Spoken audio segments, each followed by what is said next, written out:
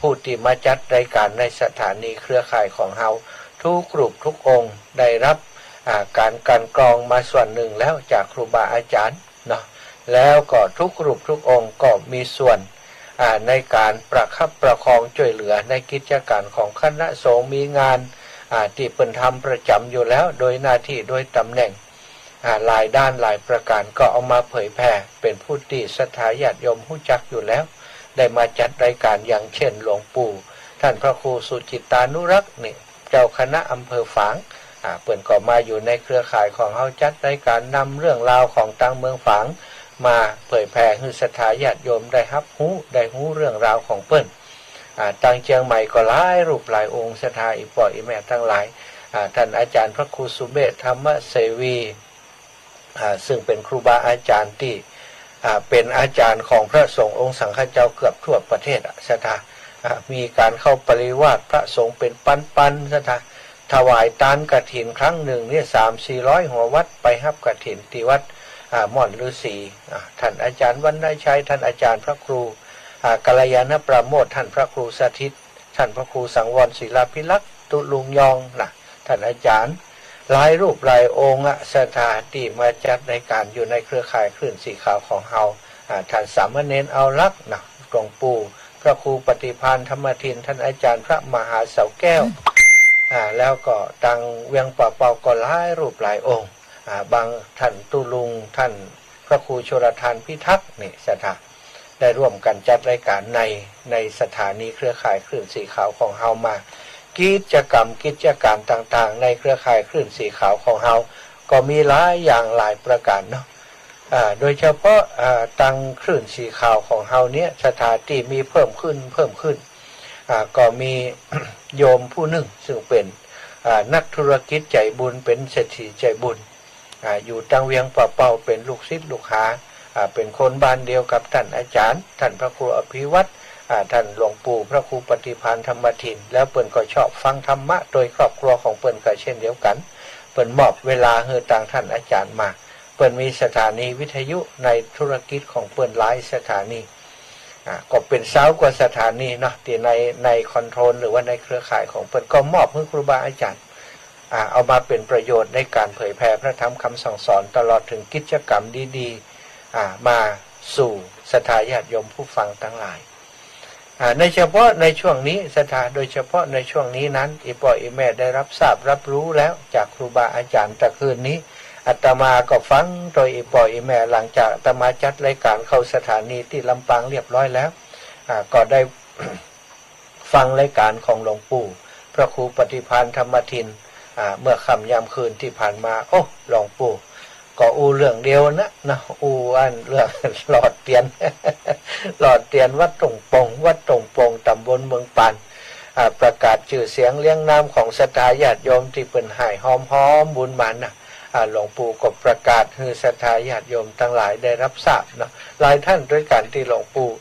ประกาศมาเมื่อค่ำยามคืนที่ผ่านมาอาตมาก็ได้รับฟังพร้อมกับศรัทธาญาติโยมนั่นนะ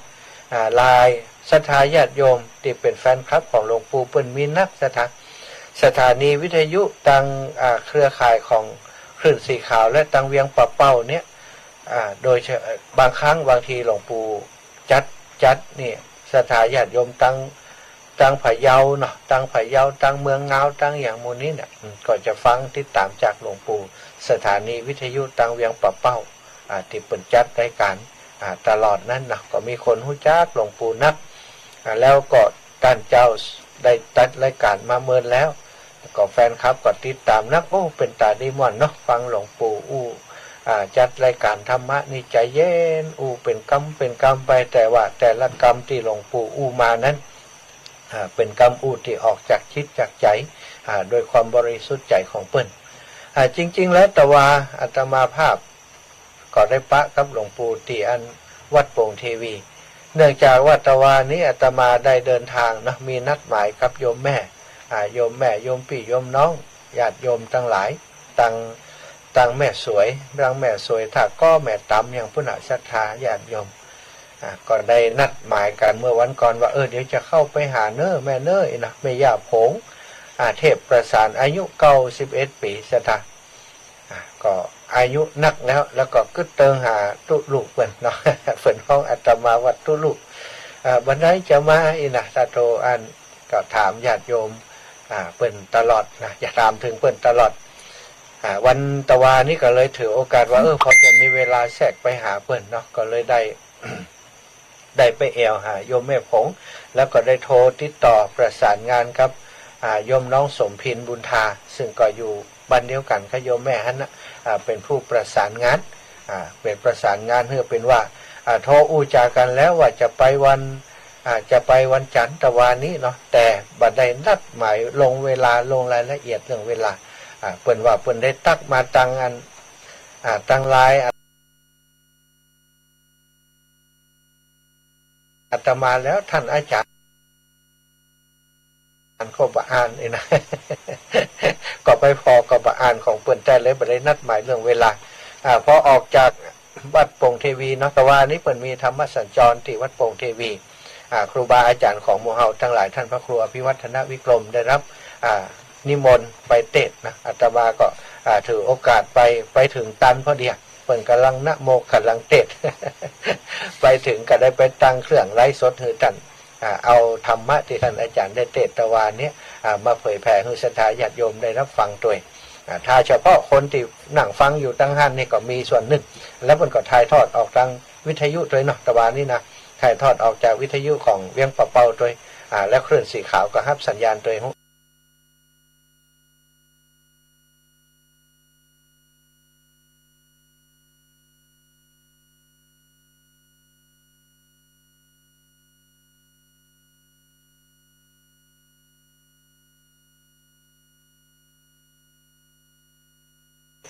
แล้วอาตมาก็ไปถ่ายไลฟ์สดด้วยศรัทธาญาติโยมที่บ่มีวิทยุที่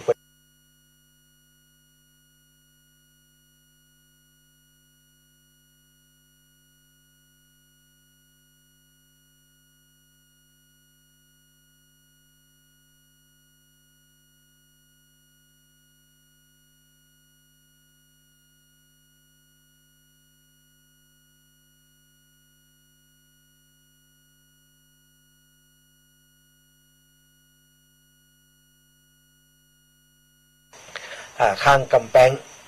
ข้างกำแพงนะหน้าวิหารข้างแคมป์นะก็ได้มาร่วมงานธรรมสัญจรตะวันนี้ก็ได้ไปถ่ายกิจกรรมให้กับท่านอาจารย์ตัว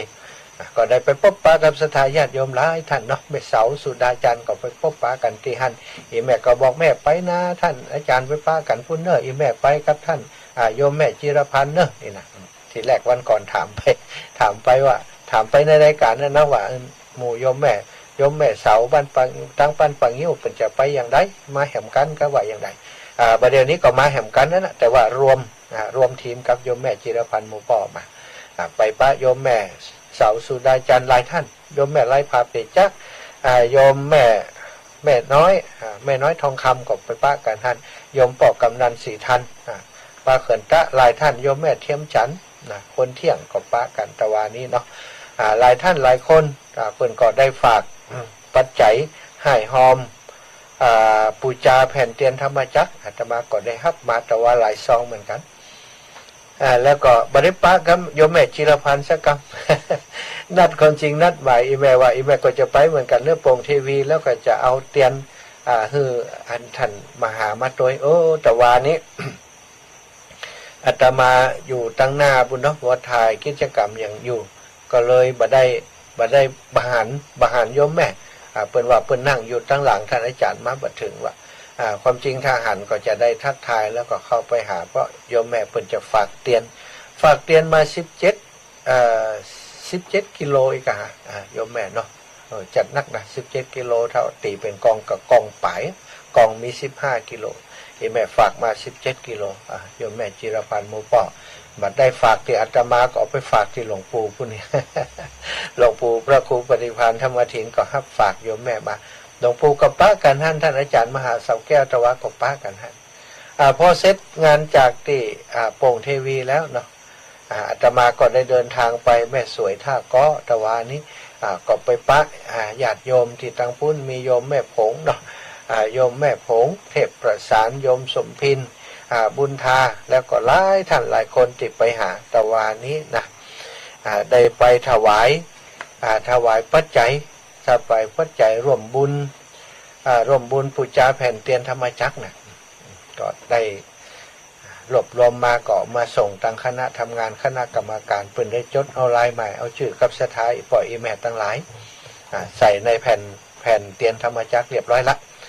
ตอนนี้เคลียร์งานทั้งหมดงานที่ค้างอยู่จบไปละสถาโอ้รายชื่อเป็นหมื่นเฉพาะของโยมแม่จงดีเชื้อกันทานี่โยมแม่จงดีเชื้อกันทาที่ส่งมานี่นะเป็นลักนี้นะศรัทธาญาติโยมรายเฉพาะรายชื่ออย่างต่างๆนี่นักอยู่เดี๋ยวขอดูของโยมแม่กันโยมแม่จงดีเชื้อกันทาโอ้บัดได้กอบลงนี่ไว้เนาะเป็นเงินอยู่10,000 ปลาย12,000ประมาณ12,000-14,000เนี่ยศรัทธาแล้วก็เป็นเตียนนี่8เป็นแผ่นเตียนนี่8 ปันปลาย8 ปันปลายเนาะของโยมแม่จงดีเชื้อกันทาตั้งสายเมืองฝางของโยมแม่จงดีนี้ทราบจากโยมแม่ว่าเที่ยวนี้ได้มา2 กันเนาะได้มา2 กันรถตู้ด้วยกันนี่นะก็ต้องขอขอบคุณนะโยมแม่จงดีเชื้อกันทาสำหรับวันนี้เนาะศรัทธาญาติโยมก็คงจะอุจากันถึงตะวานี้โยมแม่บ้านแม่สวยเนอะของอาตมาสุมาตะวาเนื่องแม่บัวลอยชัยสวรรค์ที่บ้านแม่สวยตะวานี้บัดได้สดไปหาอีแม่กำอีแม่ว่าโอ้ท่านอาจารย์อยู่ไหนแล้วโอ้อีแม่มาลำปางไปแล้วโอ้ยท่านอาจารย์ยังมาหาแม่สักกามแม่ไปบ่ได้โอ้กัดอกเลยศรัทธาญาติโยมจริงๆแล้วก็ตั้งใจไปหาเปิ้นเหมือนกันนะแต่ก็อย่างว่านั่นนะไปเวลามีน้อยเนาะเวลามันมีน้อยแล้วก็อู้จากันหลายเรื่องหลายเล่าด้วยก็ค่ำมืดมาติ๊กก็พังกับแวะหาโยมแม่ย่านางคำอ้ายแม่นางคำอ้ายบ้านสันชลีแล้วก็พังหีบกลับมาโอ้บัดถึงงั้นวัดตรงโปงกำแวะที่ชมรมคนพิการอำเภอวังเหนือไปจัดรายการโดยน้องเจ้าขุนท่าน แต่คืนนี้มีน้องเจ้าขุนเข้ารายการโดยพุทธคนเปิดเข้ามาคอมเมนต์เข้ามาฟังโดยเนี่ยเป็น100 ปลายนะเฉพาะคณะที่จัดรายการอยู่เนี่ยมีคนติดตามโอ้แสดงว่าเจ้าขุนนี่ดังกว่าทุกปอกันเนาะนะ คนติดตามเป็นนักแลผู้ว่าเจ้าขุนจัดรายการโดยนี่คนมาพอแน่นหนาแต่คืนชะตาก็ต้องขอบคุณนะขอบคุณศรัทธาญาติโยมที่ติดตามตะคืนนะติดตามรายการที่อาตมาจัดตะคืนนี้ที่มีน้องเจ้าขุนตัวนี้ต้องขอบคุณทุกท่านที่เป็นกำลังใจให้น้องเจ้าขุนนะเจ้าขุนก็ดีใจตะคืนนี้ได้จัดรายการด้วยกันเนาะเสร็จจากจัดรายการแล้วก็กลับมาถึงพอค่ำพอดึกศรัทธาญาติโยมถึงนี่ประมาณ21เกือบ22 นาฬิกาแล้วค่ะแต่คืนได้พักนะตอนเจ้านี้ก็เลยเอารายชื่อต่างๆที่คงค้างอยู่มาเขียนใส่แผ่นเตียนธรรมจักรคือสถาอีปออีแม่เรียบร้อยพร้อมกับลูกหลานที่เปิ้นมันมาช่วยเขียนเนาะเอาไปเขียนที่บ้านพ่องมาช่วยเขียนพ่องวันก่อนก็สรุปยอดที่ไปหั่นไปนี่มาแล้วศรัทธาญาติโยมได้หายหอมมาตลอดทางยังบัดถึงงานกำเกิดศรัทธาแต่ว่านี้มานับพอสตังที่อีปอยอีแม่หายหอมมาแล้วนั่นนะ หายหอมมาก่อนนานแล้วที่ปีเป็นบาสามารถจะโอนมาได้เป็นปัจจัยเป็นเงินสดอีกเปิ่นเอามาถวายนะเก็บใส่ไต่เรียบร้อยตะวานี้ก็เอาหื้อละอ่อนเขาเอาไปนับพอแล้วแกะซองเขียนซองหื้อเรียบร้อยเขียนลงแผ่นเตียนหื้อเรียบร้อยแล้วก่อนนับยอดมาถ้าจะประมาณสัก2-3 หมื่นนะในนี้นะบอกเขานะสัก20,000นะประมาณนี้นะเอาเขามาแกะพอตะวาเสียท่ารวมกันมี50,000 ปลายว่ะโอ้ดีใจตะอาตมาก็ขึ้นว่าสัก20,000นี่เขาแม่แล้วนะเพราะอยู่ในซองเขามาเนาะบางท่านบางคนโยมผู้ใหญ่มาถามโยมผู้ใหญ่ครับละอ่อนตีเป็นนั่นเห็นลันยิกมาถามตุลุง หลวงตาเปิ้นอันเปิ้นบางอันเปิ้นบ่เขียนว่าหอมยาเตียนน่ะหอมตาลเตียนน่ะเปิ้นเขียนว่ากาน้ำกับไฟแล้วเปิ้นเขียนว่าส่วนตัวเอี้ยว เฮาก็ถามว่าแล้วมีไหนล่ะแกะหมดละล้มกันไปหมดละอยู่ อันก่อนแล้วไปเตออีกกันเนาะ บางซองมีเป็นปั้นไหนวะแล้วมีไหนอ่ะเอารวมกันไปหมดรวมกันก็ดีแล้วเนาะก็ทำความเข้าใจกับอีปอยอีแม่เนอะตีหอมมาเป็นส่วนตัวพ่องหอมกับน้ำกับไฟพ่องตีรวมกันมาอยู่ในซองฮะนะละออนเขาไปเปาะกันหมดก็รวมกันเป็นว่าเป็นกาเตียนไปหมดกันแล้วกันเนาะเป็นกาใช้จ่ายในงานเนี้ยเป็นทุนในการที่จะช่วยเหลือละออนนักเรียนต่อไปเนาะก็ไปเป็นบุญนะเป็นชัดตั้งของอีแม่ก็เป็นบุญเป็นกุศลหอมส่วนตัวก็หอมมาเพื่อใช้จ่ายในการเดินทางก็ดีเป็นการน้ำมันเถตมาตรงไปมาหอมเป็นการน้ำกับไฟของสถานีซึ่งสถานีที่อาตมาช่วยเหลือดูแลอยู่ก็มีสถานีของวัดบุญยวาสวิหารเนี่ยที่จำเป็นจะต้องหาทุนสนับสนุนเปิ่นตลอดเวลาก็ต้องขอชี้แจงแถลงให้กับสถานญาติโยมได้รับทราบเนาะเอาละตอนนี้จะขอเช็คในเรื่องของรถราที่จะมาเนาะที่จะมาบางท่านบางทีบางคนก็บัดได้แจ้งบอกมากำเตือนตอนนี้ก็เท่าแต่คาดคะเนว่าจะมาจากไหนพ่องรถจากที่ไหนตั้งใดจะมาพ่องนี่นะนี่ก็ได้อู้กันไปแต่ตอนนี้ท่านอาจารย์ก็บอกว่าตาเหียงเนาะ คุณโยมจากเมืองฝางได้แจ้งมาโยมแม่ปุ้นฝันเปิ่นนามสกุลตาเหียงนะอีเนาะขอบคุณเด้อ ตะกี้ว่าชัดเจนได้เขียนก็เขียนไปเหียงแล้วเนาะบ่ได้พอทีโยมแม่บุญฝันตาเหียงนะจากด้านห้วยงูในโยมแม่มาส่องกันรถอาตมาขออนุญาตแจ้งสำหรับรถนะที่จะมาในวันที่15นะที่เปิ่นแจ้งมาแล้วก็อาตมาประสานกับเปิ่นไปนี่ก็มีหลายท่านละแต่เมื่อเจ้านี้มีโยมวิไลโยมแม่วิไลแก้วคำแดงบรรษาแม่ขจารเนอะมาเพิ่มแหมหนึ่งกันก็เท่ากับว่าตอนนี้สายเวียงป่าเป้านี้แม่จิรพันธ์โมป6เนาะกันนี้แหมกันก็เป็น7สายหลวงปู่นี้อาตมาบ่ได้ฟังว่าหลวงปู่แจ้งอย่างใดพ่องเนาะแต่คืนนี้บ่ได้ติดตามถึงเรื่องรถที่หลวงปู่แจ้งถ้าตังเวียงป่าเป้าเนอะถ้าตังเวียงป่าเป้านอกจากที่ตั้งสายของโยมแม่จิรพันธ์โมปแล้วถ้าท่านมากับแม่จิรพันธ์แล้วก็บ่ต้องแจ้งว่านี่แหมกันเนอะตั้งสายแม่จิรพันธ์นี่นะเพราะแม่จิรพันธ์สรุปมาแล้วว่าตอนนี้ได้6กันเต็มละแล้วก็แม่วิไลพรแก้วคำแดงเนี่ยซึ่งแม่ขจารเหมือนกันเปิ้นอยู่บ้านสาแม่ขจารเปิ้นก็ได้กับคณะของเปิ้นแหมหนึ่งกันเนอะใช่ไหมเป็น7กันแล้วเวียงป่าเปาตอนนี้ที่แจ้งมาแล้วโยมแม่จงดีเชื้อกันทาจากอำเภอฝางตอนนี้ของแม่2กันนี้เต็มแล้วเนอะใช่ไหม2กันนี้เต็มแล้วถ้าเกิดไผจะมาตัวโยมแม่จงดีเชื้อกันทาก็คงต้องเพิ่มแหมกันนะอันนี้คือสายของโยมแม่จงดีเชื้อกันทาอันนี้เมืองฝางสถานแล้วถ้ารวมกับของแม่บุญปันตาเหียงแหม2กันก็เท่ากับว่าฝางตอนนี้4กันละเนาะ4กันแล้วมาสายของบ้านอันนี้ซ้ำกันนี่แม่ครูอารีพันธ์โยมแม่ครูอารีพันธ์ศรีวิชัยศรีวิริยะใหม่แม่ครูอารีพันธ์ศรีวิริยะใหม่อายุได้83ปีแล้วสิท่าเป็นแฟนคลับของหลวงปู่เนอะหลวงปู่พระครูปฏิพันธ์ธรรมทินเนี่ยโอ้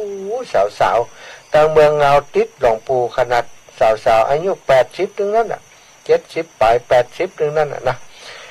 อู้เรื่องหลวงปู่หูจักจบจักชินม่วนอีหลักเป็นว่ากันตลกตะคืนนี้เป็นอู้เรื่องนั้นน่ะม่วนจักม่วนว่าตลกหลวงปู่เป็นคนตลกศรัทธาเป็นอู้ถึงหลวงปู่ตลกนะอู้ตลกอู้บางครั้งก็อู้ตรงอู้ตรงใส่ตรงเลยอันใดบ่ดีก็ว่ากันตรงๆเนี่ยหลวงปู่ชอบพึ่งคาถานะศรัทธาก็อู้ถึงหลวงปู่เนาะ โดยเฉพาะแม่ครูอริพันธ์ศรีวิริยะใหม่เนี่ยจะป้าลูกป้าหลานเปิ้นมาเมารถเรียบร้อยอีกแม่ว่านะวันก่อนไปแอวหาละกำละ1 กันรถวันก่อนเอาแผ่นเตียนไปฮื้อแบบเอาไปถึงกองนี้ละมันหมดก็จังมันเอาไปตัวเดือนนี้ว่ะปอนะท่านอาจารย์ว่ะ มันจะไปปออย่างปารมีธรรมอีแม่สูงเนาะลูกหลานมาหาหันวัดแล้วก็แม่กาบแก้วสีอินแก้วบ้านหัวฝายนี่มาแหมกัน1 กันรถตู้เนาะเพิ่นเอาหงตาลมาด้วยนะแม่กาบแก้วสีอินแก้วนี่เพิ่นจะเอาหงตาลมาด้วยหงตาลนั้นหงตาลเข้าขวับเข้าแขวบเนาะแม่เนาะเข้าแขวบเข้าขวับเนี่ยแม่กาบแก้วสีอินแก้วเปิ้นเอาเข้าขวบมาโดยขอพอแม่กาบแก้วกำลังอยู่ตั้งใดโอ้อยู่แหมลายแหมเครื่องหนึ่งมีลายอยู่2 เครื่องเนาะ2 เครื่องสัทธาลายเตียนข้อมูลของแม่อินแก้วอยู่เครื่องเตียอาตมาใจไล่สดอยู่ก็อยู่ในหันเนาะประกาศชื่อแล้วแม่ที่แรกว่าจะประกาศชื่อให้เปิ้นสักกำอีนะอันรายชื่อที่เป็นเจ้าภาพห้องตาลนะมันไปอยู่ในเครื่องปุ่นเหยแม่ แม่กาบแก้วสีอินแก้วแม่กาบแก้วสีอินแก้วได้1 กันแม่บัวเย็นจันทบสีหมวดเก้าเนาะสีหมวดเก้านี้ได้1 กันแม่บัวเย็นจันทบจะรวมกับอันของโยมแม่สุขคำปะแล้วก็จ้ะแม่สุขคำปะแล้วน่าจะมาโดยแม่บัวเย็นจันทบเนาะแม่สุขคำปะแล้วก็2 กันนะแม่บัวเย็นจันทบนี่2 กันนะสีหมดเก้า2 กันแม่ปุ๋ยป่อพรหมมาบ้านแม่ไทยแม่ทะนี่แหม1 กันแม่น้อยอินยาสี1 กันแม่มอนเตรียมบุญฟูรถตู้1 กันแล้วก็รถส่วนตัวแหม1 กันเอาหงตาลมาตุยนี่แม่เย็นตาปิ๋วแม่เย็นตาปิ๋วบ้านโถกหัวจ้างเอารถตู้มา1 กันแล้วก็มีรถส่วนตัวของแม่ยายลันมาแหม1 กันเพิ่นเอาหงตาลมาตุยแม่แก้วปอกกะพี่บ้านนากวางก็ได้รถตู้1 กันพร้อมกับสายงานของปอหนานแก้วมูลเนาะปอหนานแก้วมูลตาจันวงพี่น้องนาบงถ้าจะมาโดยแม่แก้วก็แจ้งเปิ้นเนาะแจ้งเปิ้นบ่ฮู้ว่าเต็มหรือยังถ้าตั้งปอหนานแก้วมูลก็ดีแม่แก้วก็ดีฟังอยู่แจ้งจิมเนาะบ้านนาฟานป้ออเนกแม่เสียวงสุมพันธ์นี่ก็ได้1 กันป้อสนธิวงสุมพันธ์เนาะวันก่อนต้องขอบคุณป้อสนธิวงสุมพันธ์เนาะอีป้อได้เตรียมปัจจัยถวายครูบาอาจารย์15 ซองดูวันนั้นนะอาตมาก็เอามาถวายครูบาอาจารย์บอกจัดการดูแลเลยเอาไปหอมครับเอาไปหอมบุญครับหล่อเตียนพุ่นเนาะท่านมหาอีนะเปิ้นก็มอบมาที่อาตมาแล้วเนาะก็เอาของอีปอมารวมกันครับที่ครูบาอาจารย์เปิ้นถวายมานั้นเอาถวายเป็นปัจจัยหล่อเทียนต่อบุญให้กับปอสนธิแหมขอบคุณปอสนธิวงชุมพันธ์โยมแม่โยมปอแล้วก็ลูกๆหลานๆครอบครัวของเปิ้นเนาะหลายท่านด้วยกันนะบ้านตีบ้านนากวางนาฟานวันนั้นตีแวะฉันเข้าตีร้านตองลาดหน้าตึงร้านตองลาดหน้าไปก็ว่าถวายค่าน้ำมันรถให้ครูบาอาจารย์ไปพร้อมกับได้ปูจาแผ่นเทียนธรรมจักรโดยเนาะแม่จ่ายช้อนเขียวบ้านนาดงใต้นะอันนี้บ่แน่ใจแต่ถ้าอีแม่ฟังอยู่หรือยังไดตะกี้จัดรายการตอนหัวค่ำว่า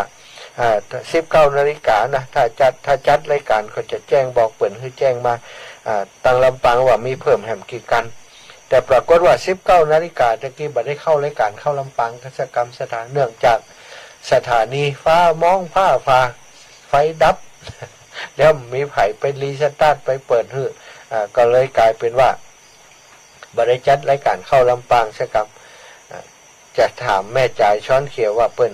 ได้กี่กันแน่เนาะแล้วก็ตั้งผาแมววันนั้นอาตมาไปแอวโยมป่อโยมแม่เปิ้นว่าจะไป1 กันถ้าฟังอยู่ตอนนี้เนาะโทรมาแจ้งได้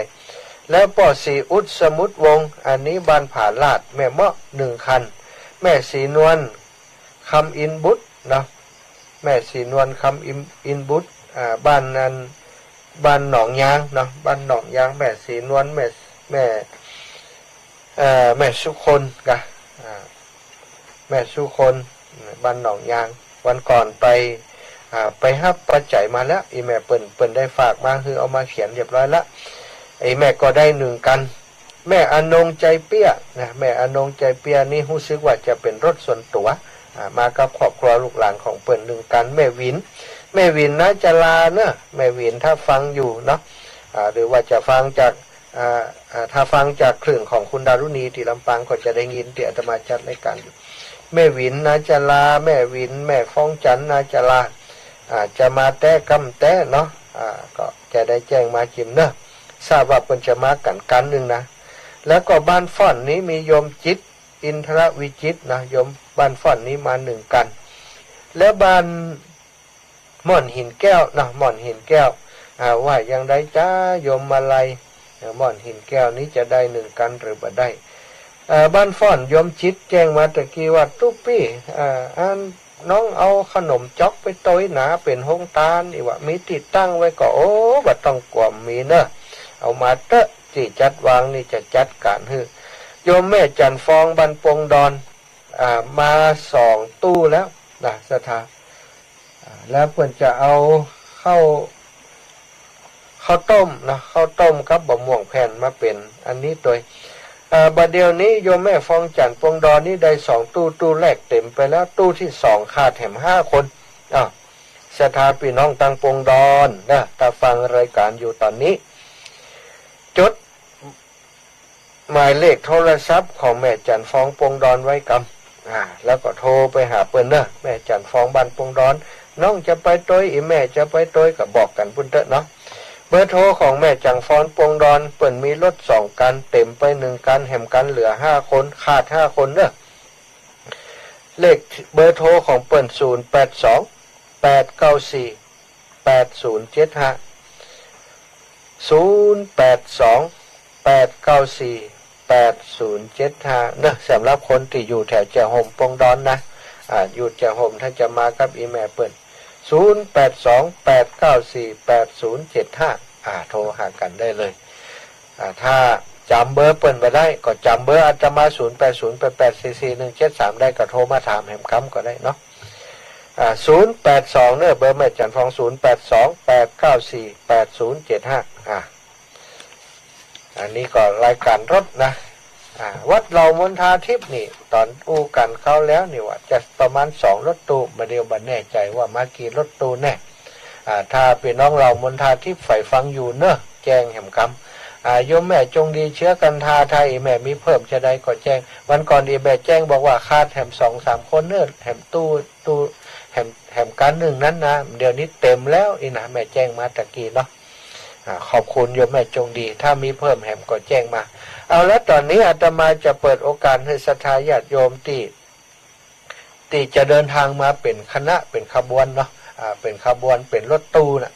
แจ้งมาเพื่ออาตมาได้รับทราบกันส่วนที่เป็นรถส่วนตัวก็บอกก็ได้เพื่อจะได้ประเมินที่จอดรถว่าถ้ารถมาขนาดนี้มาเยอะเป็นร้อยเป็นพันจะจอดกันอย่างไรเนาะตอนนี้ก็จะจอดได้ส่วนหนึ่งละในสนามโรงเรียนก็เยอะอยู่พอสมควรจะทำโยมแม่อมนวันเล้ากุลโลแม่อมนวันเล้ากุลน่าจะเป็นส่วนตัวเนาะตั้งแม่แตงก็เช่นเดียวกันแม่แตงก็จะมาเป็นส่วนตัวโยมน้องพันิตานั่นนะแล้วก็โยมแม่ตมเต็มแล้วเจ้าค่ะเนาะโยมแม่จงดีน่าจะเป็นโยมแม่จงดีบอกว่าเต็มแล้วนะแล้วก็ตั้งแม่แจมเนาะตั้งแม่แจมนี่วันก่อนจะหูแววไปก็อย่างเพราะครูบาอาจารย์เพิ่นบอกว่าจะมา5 กันก็ไหนนะแม่แจมท่านอาจารย์บดินทร์นี่นะ แต่ว่าบ่ได้ยินจากปากท่านอาจารย์บดินทร์แต่มีคนอื่นอู้ให้ฟังจะมา5 กันก็เลยบ่ได้ถามย้ำไปเนาะว่าวัดแท้กำแท้น่าจะแท้เพราะอาจารย์บดินทร์นี่เพิ่นศรัทธาญาติโยมเพิ่นนักเพิ่นอยากจะเหมาให้ศรัทธาญาติโยมเพิ่นมาแอวตัวอีก เนาะท่านอาจารย์บดินทร์วัดเราประตานวันนั้นอาตมาก็ไปร่วมงานกับเปิ้นงานเปิ้นทุกครั้งจะต้องไปร่วมงานเพราะเป็นครูบาอาจารย์ที่เคารพนับถือกันเนาะเจ้าเป็นอาจารย์เจ้าเพิ่มขนมปังและของน้อง50ก้อนเนอะอีเนาะ น้องอย่างมาหู้นะบันอันนี้กะบันฟ่อนนะกะขนมปังแหม50ก้อนนี่นะญาติโยมที่จะมาเป็นคณะเป็นการหรือว่าอย่างใดกันแล้วแต่ที่จะเดินทางมาเนาะขอให้แจ้งให้ทราบกันแต่ถ้าเป็นรถตู้นะมาเขาก็จะได้เช็คว่าตังเชียงใหม่มีต่อใดตังเชียงรายมีต่อใดตังพี่น้องเมืองฝางตอนนี้ค่อนข้างชัดเจนละลำปางนี่ยังบ่แน่นอนจะเพิ่มขึ้นอยู่เนาะทางลำปางนี่นะลำปางตอนนี้นี่เกิน10กันแล้วนะเฉพาะลำปางนี่กูเตือไปไหนไม่คนลำปางสักเตือ อายให้เปิดบัดเดี๋ยวนี้บอกอายแล้วเนอะอย่าบอกคือนะลำปางมาจัดนักเนอะ ลำปางหนานะคำนี้หนาแน่นอนแล้วลำปางหนาทั้งนั้นเนาะอันนี้เบอร์เข้ามาแล้วเนอะอันนี้เบอร์ใหม่จ้าเจริญปอนแม่เจ้าจะอันเอาเตียนแม่สีมอนแม่สีมอนใจหาวันเจ้าใจหาวันเจ้าใจหาวันอีแม่อยู่ไหนนี่อยู่เชียงใหม่อ๋อเชียงใหม่เจ้าอยู่แถวใดเชียงใหม่บ้านตองบ้านล้านตองกะเจ้าล้านตองนี่ตำบลอำเภออย่างอำเภอสันกำแพงเจ้าสันกำแพงนะรู้สึกว่าเคยผ่านอยู่ล้านตองนี่นะไม่เจ้าก็ไปหากันว่าคาดูเจ้าโอ้แหละแม่สีมอนนี่นะไปเจ้าก็ได้ไปเจ้าไปเห็นเจ้าก็ได้ไปอันกับป้ากันมันเนาะเจ้าอีแม่เอาเตียนตัวใดอีแม่จะมาก่อนนี่ไปกันไปวันที่15เจ้าเขาเขียนไว้ก่อนกะเจ้าว่าอย่างนี้เข้าแคบกลางนั่นแหละอีแม่สันเข้าแคบกลางล่ะมากี่กันสันเข้าแคบกลางไปด้วยกันเดียวค่ะกลางเนาะเขาจะลงมีอยู่เนาะนี่กลางเขาจะเกี่ยมไว้ให้แม่เจ้าเกี่ยมให้แม่สัก100วะน่ะกลมปอเจ้า100แม่สองครอบครัวแล้วเจ้าแม่สีมอนใจหะวันเนาะเขาจะลงจื่ออีแม่เป็นหัวหน้าคณะเนี่ย1ตู้อีเนาะบ้านสันเข้าแคบกลางอีเนาะโอเคแม่สีมอนจ้าขอบคุณอีแม่นะเจ้าแม่สี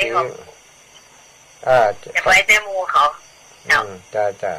ไปเต้หมูเขามูอีแม่ไม่ไผ่พ่องนี่แม่ไล่เขาสันเข้าแคบกลางแม่ไล่เนาะเจ้าแม่ไล่สันเข้าแคบเนาะเจ้าสันเข้าแคบกับร้านตองมาด้วยกันเจ้ามาพร้อมกันเจ้าไปพร้อมกันไปพร้อมกัน1ตู้เนาะ1กันรถตู้จ้าสัตว์ตู้ขอบคุณที่แม่นะจ้าขอบคุณเจ้ากำลังเบอร์โทรไหมเบอร์โทรไหมกำลังได้เบอร์โทรกันเจริญปอนแม่บุญนักวุฒิเดชแม่ว่าได้เจ้าอีสาววนไฟกันเด้อค่ะดูเลยเด้อหมูที่วนได้ไฟเด้ออีแม่ปันรถทีมาปะรถทีมก็ว่าจ้างเหรอจ้ะใจละเดินอย่างเดียวก็บ่ดีเดินเนี่ยเดินไปไหนก็บ่ได้เนี่ยเดินเนี่ยเจ้าโมทนาบุญเต้ยหมูที่เพิ่นไปได้เด้อเจ้าเสียงชัดเจนดีก่อวันนี้แม่ฟังจากของดันรุนีกะเจ้าขอบคุณดันรุนีเจ้าดันรุนีนี่ตังใดนี่ตีเปิ่นนั้นสถานีเปิ่นอยู่ตั้งห้างชัดไหมครับแม่เจ้าไปไก่เนาะเจ้าฟังขึ้นเดียวเนี่ยอันที่มันชัดเจนนี่นะดีละสมุนนั่นมันดังอดอัดมันโซซ่าอย่างกับบอกดีกันบอกใครได้ยินดีบางวันกับบอกใครได้ยินนะเจ้าอันก็แสดงว่าได้ที่นี่ฝนตกมากำหนึ่งเกิดบ่ได้ยินน่ะกำลังเงินออกนี่เนี่ยเจ้าอีแม่เจ้าสาธุเจ้าศรัทธาญาติโยมบ้านอื่นเล่าตั้งเวียงปับเป้ามีเพิ่มอีกไหมมีเพิ่มอีกหรือไม่เนาะหลวงปู่มีเพิ่มทำก็ หลวงปู่ถ้าจะรักฟังอยู่เหมือนกันนะเนาะแต่คืนเขาก็รักฟังของหลวงปู่หลวงปู่นี้จะมาวันที่13จะมาเตรียมงานเพื่อวันที่13แม่เลื่อนแสนต่อนี่มันได้มาอีแม่บ่ได้ไปนะแม่เลื่อนแสนต่อจ้าสมาจ้าไม่รังเลย เจ้าแม่เจ้าสาธุเนอะมันได้มา เขาจะมาแม่ได้จ้า ก็สาจัดแล้วงานเพราะช่วงนี้หลายงานอีแม่เจ้าว่าจะได้ทำบุญได้ทำเงินได้ทำหมดทำในใจเอานะจ้าส่งกำลังใจไปเนอะเจ้าแม่จ้าแม่ให้กำลังใจสาธุเจริญพรแม่บัวขี้ทะโปไปข่าวเจ้าพระอาจารย์แม่ค้างคืนดารุนี้ดีก้งเห็นตองนี่หนังลำตาแล้วก็อย่างก็แม่วัดบุญยหวานนี่ไฟดับอ่ะเดี๋ยวออกเลยยังละไม่เปิดไหนก็ได้จะพวกเครียดไฟดับดารุนี้ดีกว่าไฟดับจะได้ก็ผูกกันว่ากันก็ประกาศเจ้าไอ้แบบวันพุธนี่วันอย่างวันพุธเนาะวันพุธนี่ถ้าอาจารย์บอกออกก็ถ้าจะได้ออกแทนเพิ่นอยู่อาจารย์มหานพดลมันฝนตกโอ้หนักเข้าบ้านเนี่ยจนก็ใจหายฝนตกนะทั้งสถานีมันมีไฟเปิดใช่ไหมนักขนาดอีน้องบ้านไรที่ได้ท้องเนี่ยว่าแม่แต่กี้แม่บัวเลียวใช้อุดแหมกันหนึ่งหรอน่าค่ะแม่บัวเลียวใช้อุดบัวเลียวใช้อุดหนึ่งกันของแม่นั่นเหรอของแม่อันแม่บัวร้อยใส่เขียวหรอกันเดียวกันก็แม่บัวร้อยใส่เขียวมันก็เริ่มในหลวงแดงใหญ่ในหลวงเนี่ยน่ะนั่นนะที่ไปสวดกันนั่นนะหนึ่งเจ้าแม่ไปด้วยมูแม่อมพรแม่อมพรเนาะเจ้าแม่อมพรปันทะรถหนึ่งกันเนาะเจ้าหนึ่งกันเจ้าเขาข่าวว่าโมสถานบุญน้องมาอย่าไปตัวอีกก็บอกที่จ้างเขาแล้วเขาจะไม่ไหวน้อยเจ้าได้มาขวายได้กำเป็นอย่างพ่อพิธีเป็นทางการแต่บ่ายโมงตอนเจ้านี่จะเริ่มเนี่ยการไปห้าค่ะเจ้าอีแม่เจ้าก็คือของได้วันนี้ของนี่มีบ้านปงเห็นจองเจ้าอย่างก็เลยโอนในทั้งวันในวันน่ะถ้าจะว่าน้ำตาห้ามเป็นที่ของอันบอกเป็นความมหาบารมีจ้ะเจ้าสาธุนะแม่นะเดี๋ยวจะฮับสาธุสาธุเจ้าสาธุเจริญพรพ่อบุญธรรมปวงน้องแหมกันหนึ่งกะครับผมมาจากครับส่งกันครับผู้เวียงไม่พรเลยพ่อบุญธรรมนะอันบัดรวมครับบัดเวียงครับบัดได้รวมครับของแม่จิรพันธ์เนาะบัดได้ลงครับพ่อบุญธรรมนี่หัวเวียงครับไหนก็พ่อหัวเวียงแม่พรนะจ๊ะแม่พรจ้าสองกันเนาะพ่อเนาะครับสองกันครับไปตัวแม่พรเนอะครับกะเวียงเป้านี่ก็10 ปลายพวกนี้เนาะคือของหลวงตาเลยเนาะ10 ปลายพวกนี้จัดตู้ขอบคุณอีป้อนะครับขอบคุณอีป้อปะกันแน่นอนนี่ป้อบุญธรรมนี่ของจริงตัวจริงเสียงจริงแม่อุ้ยอินแม่สาบเสมิงแม่สาบเจ้าแม่อุ้ย1 กันนะไม่2 ล้อฮะ2 ล้อกันแม่อุ้ย1 กันไม่2 ล้อนะจุกันนี่จุกันไปร่วมทำบุญมาได้นะเจ้าจุกันนี่จัดการแม่อุ้ยพังนะเจ้าแม่ขอบคุณนะที่ร่วมทำบุญน่ะเจ้ามาได้หันตัวมาได้หันใจหันก้าวได้ยินก็เสียงเนี่ยจังเตะตัวมันแต่แล้วไปที่อื่นก็ไปช่วยรถแต่เมื่อผมมาแล้วเดี๋ยวก่อนกันใจเย็นๆถ้าไปจะไปมันไม่ได้ปะโหไม่จ่ายไม่ได้มาแต่ไปไหวอย่างนั้นแม่จะห้ามใส่ไม่ใส่ท้องก่อนจ้าอีแม่เปิดอันวิทยุตัวมันได้อันเสียงอดก็เลยบะให้เปิดปิดก่อนแม่อุ้ยอันนี้ใครไม่ใส่ท้องมีกะเจ้าขอเจ้าแม่ได้ป้าพูดทำกับเนี่ยจ้าได้ป้าเมื่อแล้วนะจ้ากับป้าบุญธรรมนะอีแม่มา1 ตู้เนาะเจ้าเป็นน้ำพ่อพระนะแม่เพิ่งเกิดคนเดียวฮะ น้ำพุพามันอยู่ที่หนังเลยที่หนังเจ้าอ๋อแม่มากับหมู่ไผก็น้ำพุพาเจ้าน้ำเพื่อพระกะน้ำพุพาบ้านน้ำเพื่อพระบ้านพระครูสิงห์ทองเจ้าบ้านพระครูสิงห์ทองเลยมากับท่านพระครูสิงห์ทองกะก่อนแล้วเพิ่งอย่ามาพระครูไผจะเกิดเมืองนอนแม่อยู่ปุ้นลูกน้ำพุพาลูกแม่สายทองเนาะไผเป็นหัวหน้าสายอีแม่นะกะแม่บุญทวีตะออดบุญทวีตะออดเนาะจ้าตะออดหนึ่งกันเนาะแม่เนาะจ้าบ้านน้ำเพื่อพระเจ้าสัตว์ตู้ขอบคุณอีแม่เนอ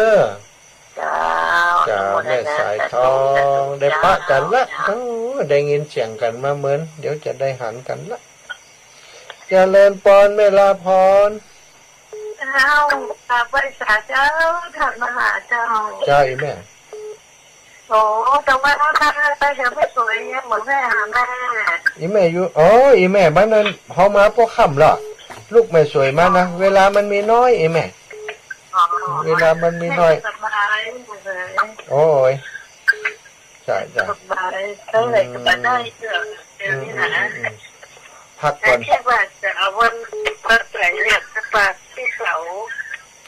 เจ้าวันที่5แล้ววันใจเนาะเจ้าแม่ฝากแม่เสาก็ได้จ้ะอนุโมทนาเนาะจ้าอนุโมทนาแม่ได้มาก็อนุโมทนาฟังรายการอยู่บ้านจ้าถ่ายทอดเต็มร้อยค่ะจ้ามาเต็มร้อยกล่อมมัดแกจ้าที่ก็ล้มตัวมาถามนักไปโอ้ล้มที่หัวเขาหมดลงเอาลงมาตั้งถูกไหมก้อนลงเจ้าเห็นตัวอย่างได้เนี่ยจ้าลูกแม่ไปไหนผมแค่ไปดูแม่อะไรหาแม่แบบนี้ได้เนาะละอ่อนเขาก็อะไรหาห่วงค่ะจ้าขอบคุณแม่เนอะเจ้าสาธุแม่บุญรักษาแม่บัวคำเป็นน้องเมืองฝางเจ้าวสาเจ้าว่ายังสมัยไปจ้ะได้มาสักคำได้เจ้าโอนตังไปแล้วเจ้า100เจ้าโอนแม่ประนอมโอนให้เจ้าได้แล้วแม่ได้ละโอนเข้าโรงเรียนแล้วล่ะเจ้าจะด้านเข้าไปเนี่ยไว้ป้ากันวันที่13เนาะแม่เนาะป้ากันวันที่13ปุ่นพระบาทอุดมน้ำบ่อสวาปุ่นเนาะเจ้าขอบคุณนี่แม่เนอะเจ้าบุญรักษาแม่ศรัทธาญาติโยมบางพ่องเปิ่นบ่มีเบอร์โทรศัพท์มีคนแจ้งมานี่วัดท่านอาจารย์บอกเบอร์จ้าแ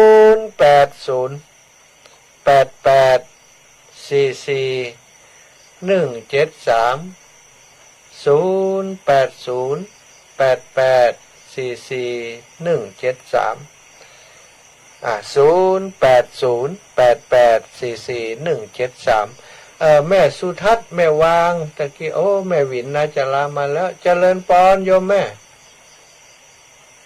แม่วินรับแล้วค่ะ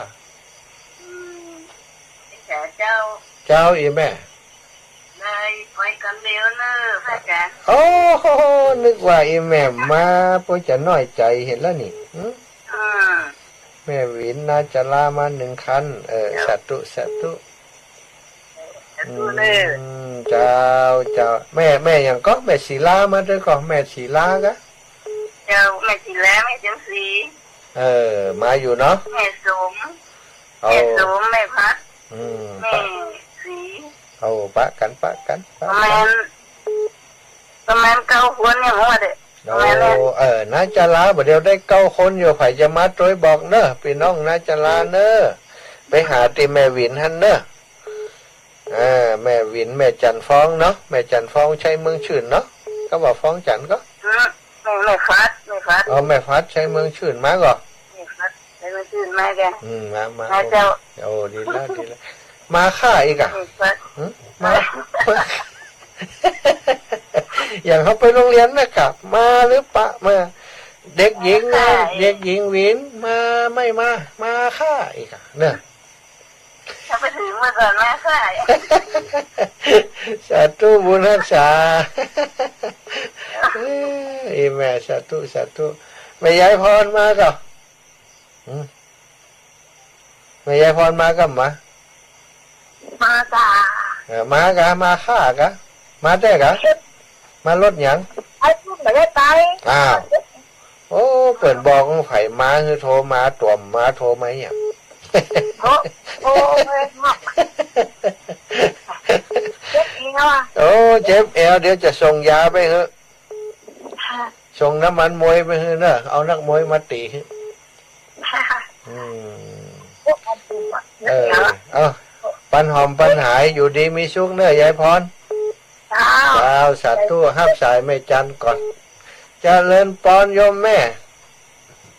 เจ้าได้ยินแล้วก็โอ้ดีอกดีใจเนี่ยโอ้ม่วนไหลกันไปอ่ะลำปางแล้วถึงสีขาวนอนโอ้หนักเนาะแม่เนาะเท่าดีใจคนลำปางตื่นตัวกันนี่แม่เราเปิดจะมากันนะมาคนลำปางไปกันหนึ่งดีกว่านักแล้วนะบัดเดียวว่าชิปไปแล้วนี่ลำปางกำมันได้หันเนาะกันไปกันได้หันโอ้ได้หันครูบาอาจารย์หันว่าขื่นสีขาวเป็นยังไงเปิดใครหันน่ะบุญใหญ่บุญหลวงแต่ไปรวมโตกันนั่นนะอีแม่มาด้วยอาจารย์ล่ะจ้าอีแม่มาวันที่14แม่มา14เนาะมานอนเพ่ถ้าตอนรถส่วนตัวมันก็จะหลายอยู่นะก็หลายแถมากจะเลินป้อนว่ายังได้อีแม่มากี่กันจ้าจอมตองมากี่กันน้ำรัดจอมตองนะก็รออนเขามาก็แม่ไม่หนาเป็นมาหลอดเตียนกันนะเป็นอู้เหลี่ยงหลอดเตียนไปไหนด้านนะมันมีก็เอาหลานน้อยกันโอ้ไม่เคยแม่มันก็เป็นยาการเป็นว่าโอ้ยุ่งละน้ำรัดจอมตองไม่เคยมาละอันนู้นโมทนาโดยเด้อได้กะนาลตะ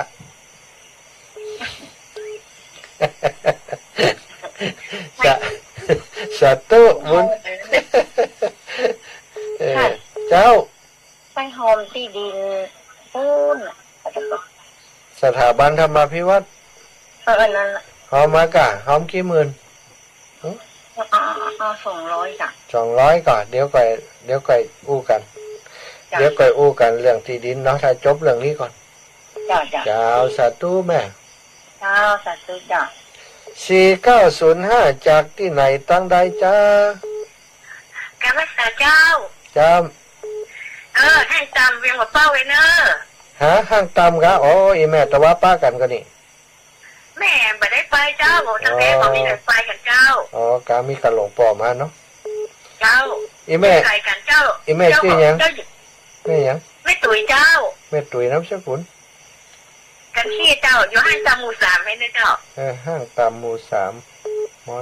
หลวงพ่อนิเวศจักรเจ้าเจ้านิเวศศิลสังวรเจ้านิเวศนี่ก็นั่นก็นิเวศศิลสังวรถูกต้องหมู่3อีแม่ได้มาก็หลวงพ่อก็นี่มันไปเจ้าเจ้าแล้วแม่ขออนุโมทนาบุญด้วยเนอะโอ้ได้กะเอาบุญไปเลยให้แม่อยู่ดีมีสุขเนอะเจ้าสาธุแม่เจ้ากราบพระสาเจ้ามาแล้วจังซอทำมานี่เป็นเลี้ยงเลยนี่ตุลุงยองท่านี่แม่สายพินแม่สาเจ้าแม่สายพินแม่สายพินแฟนครับนี่จะซอกหาแม่สายพินนะทำมานี่มดถ่าเลยเนอะไปกาเจ้าใส่หันมันเป็นเมื่อแกนใส่หันคนหลายนะเจ้าเนาะนะเก่าคนมันเนี่ยนะกาลำปางมา10 กว่าตู้ลำนี่รถกาลำปางมันนักไปนี่นะทั้งกูข้างอะไรกันนอกกับป้อยให้คนโถนะเจ้าเนาะเจ้าเดี๋ยวท้ายชั่วโมงเดี๋ยวซออันนี้ฟังกันก็ซออันตานเตียนเนี่ยมีก่อนมีน้อยเดียวนะมีน้อยเดียวกะมีน้อยเดียวเอาช่วงนี้ก็ได้น้อยเดียวก็เอาขอกรา ษาครูบาอาจารย์แม่สายพินวางปานฟังอยู่เนอเจ้ากูเจ้ากูแลห่วงใจแต่เล่า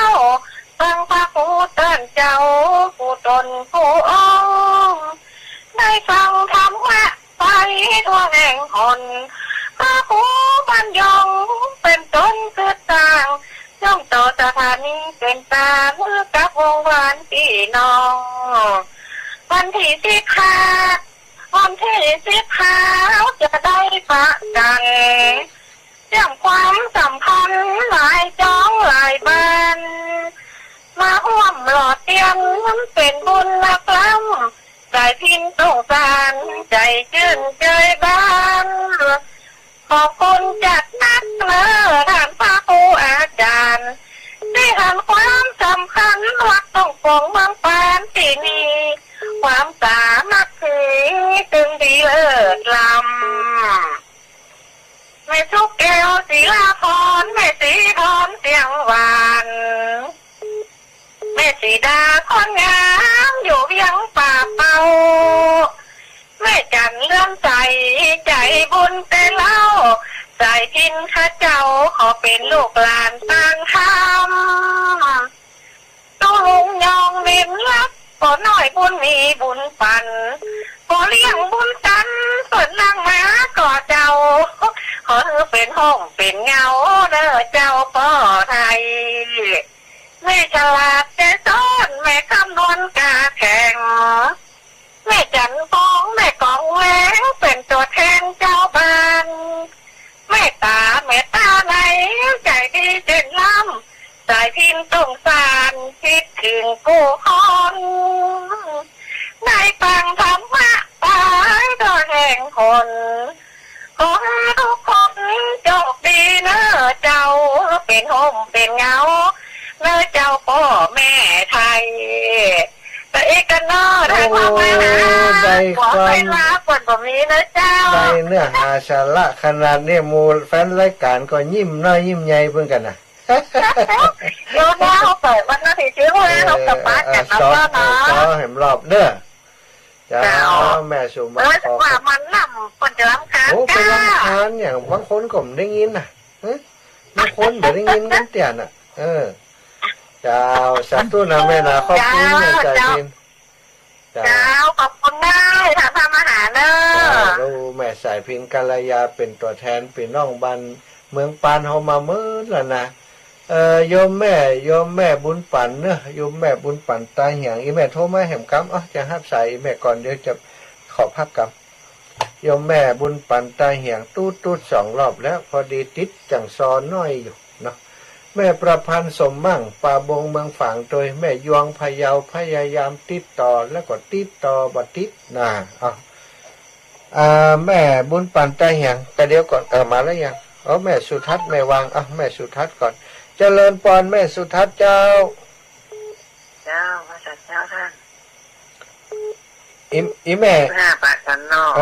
อีแม่มา1 คณะเนาะ1 กันเนาะอีแม่มาคณะกับไผ่พ้องตั้งใดตอนที่น้องทางบ้านน้ำต้นเนี่ยเจ้าแม่ยายฟองเขาจ้ะแม่สุทัศน์สมาแต่แม่สุทัศน์นามสกุลอย่างก็ดีมูลจ้ะดีมูลเนาะดีมูล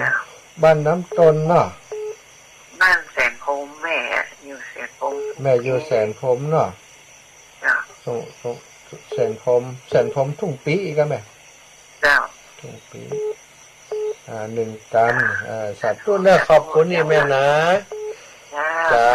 บุญรักษาขอบคุณแม่สุทัศน์อีแม่เป็นกำลังใจให้ตลอดเจริญพรโยมแม่ดาราโอ้ยมันมาจากการเจ้าเขาจะได้ยินเสียงผมม่วนเขาจะไปกดที่ไหนก็บอกให้ได้นะประเดี๋ยวนี้ไงมาเมืองเมืองปานได้อยู่ค่ะโอ้บัดฟันเรื่องสักเตือนนั่นก็ได้ดักแกเนาะโอ้ยดูตักแม่นะเจ้ากำลังใจเนอเจ้าฟังบนไปที่ไหนเป็นที่คัดไปก็ไปก็ได้ครับลูกไปคนเดียวก็ได้เห็นหม้อเนี่ยโอ้ยเขาก็แต่แม่เขานี่ได้ก็โดนน่ะเจ้าอีแม่ไปไกลแต่ก็อันตรายเนาะแม่เนาะ ลายน่ะเอาเขียนอย่างเดียวตั้งแต่ก่อนจะให้เอานั้นหอมนี้หอมก่อนยกมือไหวเอาเดี๋ยวจะเอานั้นเนาะได้เอาบุญไปคืออยู่ดีมีสุขนะแม่เนอะขาดทั้งแต่เนื้อแต่ตัวเนอะเก็บผู้นำอยาก จ้า เก็บหมด เจ้าขอบคุณเจ้าจ้ากับสำบ้านใครเรียนจังแม่ก็ไปหอมบ้านกับมันเนี้ยใช่แม่ไปเอ็นตาอย่างนั้นก็จะพันสมมติว่าจะมีคนสร้างวัดใหม่นี่16,000เนอะนี่แม่ก็เจ้าคนไหนก็ยังได้บุญด้วยพี่นอกกันโอ้ได้กะใช่มีโอกาสกำลังได้แปะแต่น้อยแม่ก็อย่างว่านะถ้าไปได้ซึ่งจะไปอยู่สาธุแม่บุญรักษาแม่เนอะจ้าถูกกับขอบพระคุณเป็นอย่างสูงเจ้าจ้าบุญรักษาอยู่ดีมีสุขติดแล้วอีแม่โต5 สาย 6 สายเอ็นดูด่ะแม่บุญปันตาเหียงเขียนเปิ้นเป็นปลาเหียงเขียนเปิ้นเป็นปลาเหียงว่ะเปิ้นตาเหียงแต่เนาะตาเอียงบ่ตาเอียงนี่บ่ตาเหียงมันตาเหียงตาเอียงนี่บ่อีแม่ได้สองกันอย่าง2 กันเจ้าเที่ยวนี้แต่งตัวสวยๆเมาห้องกันมาเนาะหมดนี้ได้ห้องตานไว้งั้นไก่เนาะแม่เนาะคนไก่เอาไว้ในการขี่ข้าวซอยวัดพระบาทอุดมนี่แล้วกันน่ากะเอาหวยดีๆมาด้วยนะเจ้าหวยจะเอาที่16หรอมีเป็นชุดอยู่กะเจ้ามีเป็นชุดอยู่เอามาด้วยเ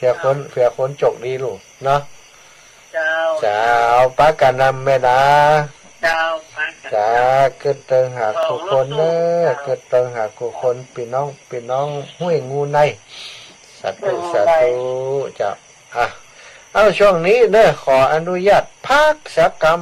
ดื่มน้ำดื่มท่าก่อนเนาะศรัทธาญาติโยมทั้งหลายฟังเพลงสนุกก่อนบอกบัวบูชานั้นเพลงม่วนเฮา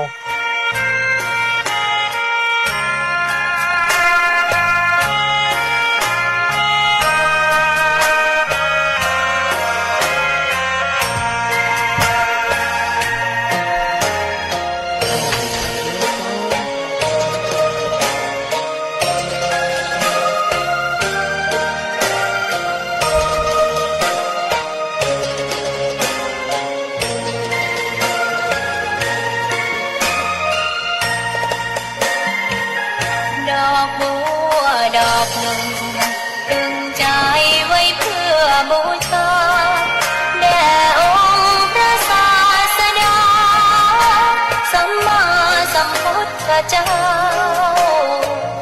มีความงามเงียบไม่เปรียบเทียบเขา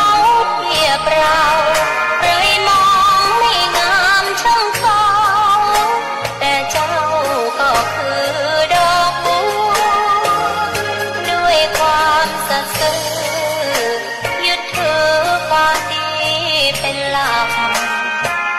ใครรักไม่รักจมปลักมองมัวเมื่อโผล่พ้นน้ำก็เห็นความงามในตัวไม่ยึดติดในต้มชั่วขอเป็นดอกบัวดอกดีใครไม่มองว่าบัวงามเด่นแต่บัวก็เป็นดอกบัวทุกวันอย่างนี้ไม่อยากเด่นดังแต่มุ่งหวังในทางเด่นดีเกิดมาเพื่อสร้างบารมีถวาย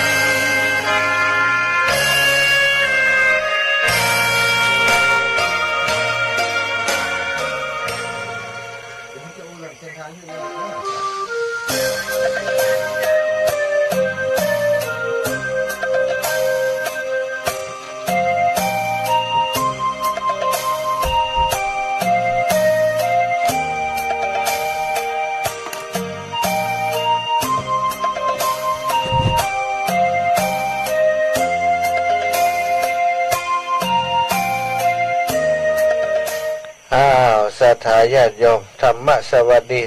ดีกันในช่วงที่สองเนอะไปดื่มน้ำได้หน่อยหนึง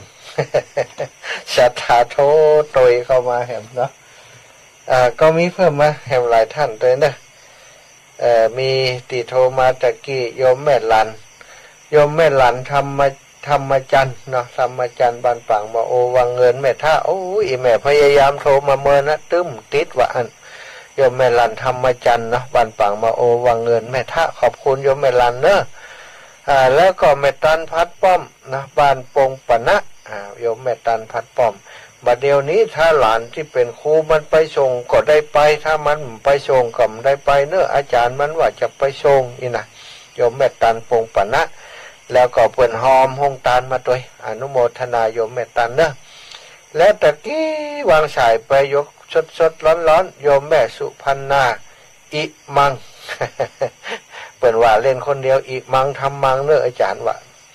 โยมแม่สุพันนาอิมังนะบ้านปากร้องตำบลน้ำดิบปะสัง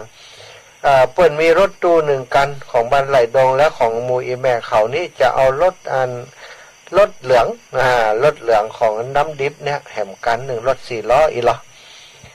ก็ต้องขอบคุณอีแม่เนอะแล้วบัดเดี๋ยวนี้พอดีอีแม่อันสุพรรณาเปิ่นถามเส้นทางก็จับพอดีจะได้อู้เรื่องเส้นทางแต่กี้กึดไว้แล้วว่าจะอู้เรื่องเส้นทางคือเปิ่นได้รับทราบแหมกำหนึ่งอีนะค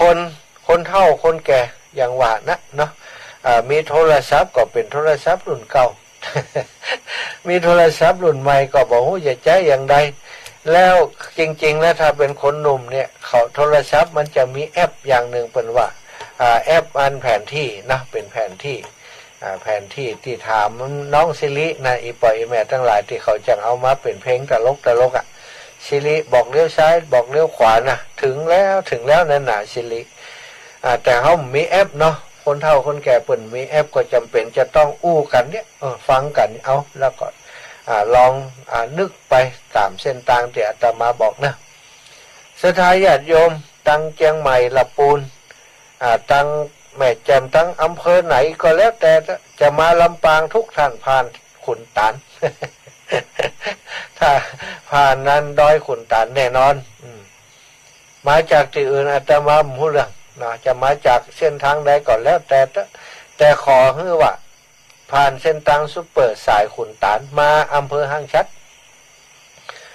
ลงขุนตาลมาก็จะเป็นห้างชัดกาดทุ่งเกวียนเนาะเลยกาดทุ่งเกวียนไปประมาณ10 กิโลเศษจะเป็นทางเลี้ยวแยกเข้าไปอำเภอห้างชัดเนาะแถวนั้นจะมีปั๊มน้ำมันอยู่เยอะอยู่ปั๊มน้ำมันปตทเชลเอสโซค่อนกันอยู่ฮั่นนี่บอกก่อนมันเป็น4 แยก4 แยกบาเดียวนี้มันมี4 แยกละมันก็เป็นแยกอยู่นั่นนะแต่ว่ามันเป็น4 แยกอย่างสมัยก่อนเป็น4 แยกไฟแดงเนาะบาเดียวนี้อาศัยยูเทิร์นเอาไปยูเทิร์นเอาไปนี่เอาเป็นทางซุปเปอร์ตรงนั้นตรงแยกจะเข้าห้างชัดเป็นห้องว่าห้างชัดสายเก่าถ้าตรงไปเข้าลำปางทางซุปเปอร์ก็ได้แต่ที่นี้ถ้าจะเข้าอำเภอห้างชัดคือเลี้ยวเข้าหันนะเลี้ยวเข้าตอนนั้นตัดแยกตัด4 แยกนะ4 แยกไฟแดงที่ว่านี้สถาญาติโยมอีปอยแม่หันปั๊มน้ำมันทึดๆท่านแล้วกันนะลงข้ามสะพานแม่น้ำวังไปแม่น้ำห้างชัดไปแล้วแม่น้ำห้างชัดไปข้ามสะพานแม่น้ำห้างชัดไปนี่ก็จะหันปั๊มปตทอยู่ตั้งขวามือหมู่ปั๊มอยู่ตั้งขวามือมดอิตนะแล้วอีปอยแม่ก็เตรียมเปิดไฟเลี้ยวไว้ได้เลยมันจะเขียนว่าห้างชัดนี่นะห้างชัดอำเภอเมืองลำปางไปสายนั่นใดเปิ่นเรียกว่าสายเก่าเข้าเวียงสายเก่ามาก่อนนี่ซุปเปอร์นี่คนห้างชัดนี่เปิ่นบอกไปทางซุปเปอร์เปิ่นก็ไปทางอันห้างชัดสายเก่านั่นนะเตียวไปสายนั้นเลี้ยวซ้ายเข้าไปอำเภอห้างชัดไปถึงแยกตรงนั้นก็เป็น4 แยกเหมือนกันแยกไฟแดงตรงนั้นก็เป็น4 แยกสถาญาติโยมเลี้ยวขวาไปถึงจากแยกใหญ่จากแยกถนนซุปเปอร์เข้าไปตัวตลาดอำเภอห้างชัดนั้นประมาณ 3-5 กิโล3 กิโลแต่ประมาณเนี้ยมาไกลขนาด5 กิโล3 กิโลเนี่ยโอ้มาถึงก็2นะ ลดลงมา ไปถึงฮั่นแล้วก็เจอไฟแดงก็รอที่ไฟแดงฮั่นถ้ามันเขียวก็ไปเลี้ยวขวาเข้าตัวเมืองลำปางสายเก่าถนนทางชัดสายเก่าเข้าไปเมืองลำปางตรงไปเลยจากแยกฮั่นที่ว่าแหมกำนี่แยกนั้นไปตีแยกน้ำท่งเนาะสถานญาติโยมเรียกว่าแยกน้ำท่งจากแยกนั้นไปจะมีไฟแดงไปจนถึงแยกไฟแดงแหมไฟหนึ่งก็ถือบ้านน้ำท่งตรงนั้นนี่จะมีป้ายชัดเจนเลยอุทยานแห่งชาติแจ้ซ้อนแล้วก็อำเภอเมืองปานอีปอยอีแม่ก่อนเลี้ยวเข้าหันเลยเลี้ยวซ้ายเข้าไปเลยหันอำเภอเมืองปานก่อนเลี้ยวซ้ายไปเลยเลี้ยวซ้ายไปได้สักหน่อยเนี่ยจะเจอปั๊มนะ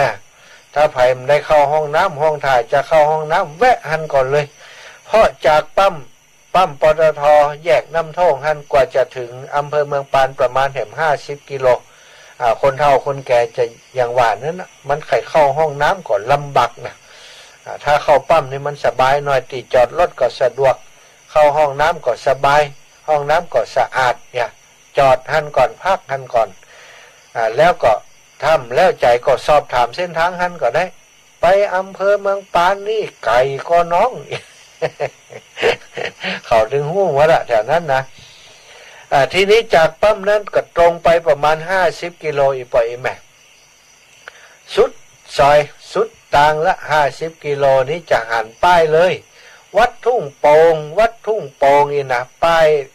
หล่อเทียนพรรษาวัดทุ่งโป่งตำบลเมืองปานอำเภอเมืองปานจังหวัดลำปางจะหันป้ายเลยไปถึงตรงนั้นเป็น3 แยกตัวที3 แยกตัวทีก็คือว่าเลี้ยวขวากับเลี้ยวซ้าย3 แยกนั้นเปิดห้องว่า3 แยกเซเว่นจะมีร้านเซเว่นใหญ่ๆอยู่ตรงก่อนจะถึงแยกหันเซเว่นแล้วกาตั้งขวาเลี้ยวไปแจโฮมไม่ไปเขาจะไปเมืองปานเลี้ยวซ้ายไปเมืองปานแล้วก็วัดทุ่งโป่งตัวแดงปะลึงแล้วมีลูกศรจี้ไปโตยเลยคำนี้นะโตยลูกศรจี้ไปทุ่งโป่งอย่างเดียวอาตมาฮือละอ่อนเขาไปปักปลายแล้วไปปักปลายไว้ฮือปล่อยแม่ได้สะดวกแล้วปักปลายไว้เลี้ยวซ้ายไปอำเภอเมืองปานจากแยกตรงนั้นไปอำเภอเมืองปานประมาณ3 กิโลจากอำเภอเมืองปานสดไปบ้านอาตมาแหมประมาณ1 กิโลไปให้ถึงตัวที่ว่าการอำเภอเมืองปานแล้วตรงไปแล้วตรงไปก็เข้าหมู่บ้านอาตมาเลยจะหาง่ายอยู่นะถ้าฟังตามอาตมาถ้าเลี้ยวตามได้ถ้านึกออกนี่นะก็ไปตามนี้วันถ้าคนขับรถนะถ้าคนขับรถเปิ่นตังใดให้นะก็สอบถามมาที่อาตมาก็ได้จะพยายามเปิดโทรศัพท์ไว้เผื่อคนที่เปิ่นหลงเปิ่นไปบัดถูกมาบัดถูกอย่างใดเนี่ยก็คือเปิ่นโทรมาหาได้เนาะก็จะปักไปบ่ฮือสถานได้งงปักไปตลอดถึงทัดแยกก็มีป้ายลูกศรจี้ไปถึงทัดแยกก็มีป้ายลูกศรจี้ไปก็มีบักกี่แยกตัวใดสถานแยกเซเว่นหันแยก1แล้วก็เป็นแยกเข้าหมู่บ้านอย่างแยกทกสอย่างพุ่นการนี่ก็นั่นพออยากละอาตมาก็ปักไปแล้วก็มีธงธรรมจักรกับธงชาติปักคือสถานญาติโยมพอตลอดตังญาติโยมก็พอตามมันไปธงธรรมจักรธงเงินชาตินะเนาะที่เปิ่นจังปักงานเวลามีการมีงานอย่างนี้พอโดยไปมาอันนี้สำหรับคนที่มาจากตังเชียงใหม่นะตังเชียงใหม่ตังเชียงใหม่ลำพูนผ่านดอยขุนตาลมาเข้ามาห้างชัดถึงแยกบ้านน้ำท่งแยกเข้าอำเภอเมืองปานก่อนเลี้ยวเข้ามาตรงอำเภอเมืองปานจนมาถึงเป้าหมายก็คือวัดทุ่งโป่งนะเจริญปอนแม่ตันผัดป้อมแม่ยังไดนี่ฮะโอ้โทรมั่มได้ล่ำปากอย่างฟังวิทยุอวบโยมแม่โยมแม่ตันผัดป้อมโป่งปะนะทีนี้สำหรับคนลำปางคำนี้เอาคนลำปางเราคนลำปางสนามกีฬาหนองกระทิงที่เปิดจัดงานฤดูหนาวนะอีป่ออีแม่ตรงมาสายนั้นลูกไหนมาบอกว่าตรงมาสายนั้นนะถ้าแม่ท่าใกล้อย่างใกล้นะตรงมาสายนั้นเลย ตรงมาสายอันสายสนามกีฬาหนองกระทิงหนองกระทิงเลยสนามกีฬาหนองกระทิงก็คือตลาดน้ำท่งแล้วก็ไปถึงแยกแยกจะเข้าอำเภอเมืองปานก็มีป้ายนะป้ายอำเภอเมืองปานนี่นะตัดแยกฮั่นนี่มันจะเป็น3แยกสถานมีแยกไฟแดงฮั่นน่ะตลาดน้ำท่งไปปุ๊บไปเจอแยกไฟแดงเฮ้ยปล่อยแบนเลี้ยวขวาไปตามเส้นทางไปเมืองปานเลี้ยวขวาไปหน่อยก็พักกำอย่างว่าตะกี้น่ะมันมีปั๊มฮั่นก็เข้าปั๊มเฮียก่อนพอจากฮั่นไปอำเภอเมืองปานมันก็ไกลอยู่มันจะเดี๋ยวจะเข้าห้องน้ำห้องท่าลำบากเจริญปอนอีแม่อาจารย์เจ้าเลขบัญชีก็แม่ลืมเหรอเลขบัญชีโรงเรียนเลยเนาะ034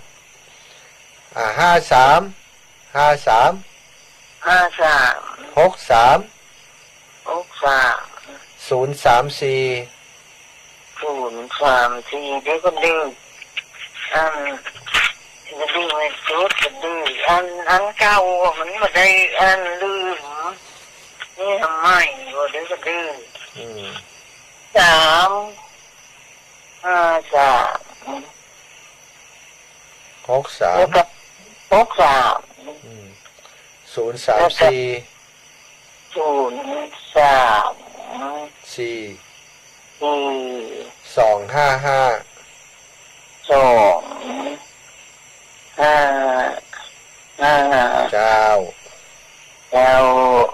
ันนี้ชื่อโรงเรียนเนอะถ้าโอนนะป๊บมันจะขึ้นชื่อว่าโครงการพัฒนาโรงเรียนขนาดเล็กของธนาคารกรุงไทยธนาคารกรุงไทยเลยชื่อโรงเรียนแม่เขียนบ่จ้าบัดต้องเขียนมันต้องขึ้นคนเดียวมันถ้าเขาโอนนะมันอยู่ในรหัสนะรหัสเลขตะกี้นั่นน่ะมันอยู่หั่นน่ะพอเขาโอนปุ๊บมันจะขึ้นชื่อว่าโครงการพัฒนาโรงเรียนขนาดเล็กถ้าเขาอ่านว่าเป็นโครงการนี้ถูกต้องแล้วกดยืนยันก็จบละเจ้าวัน33533042552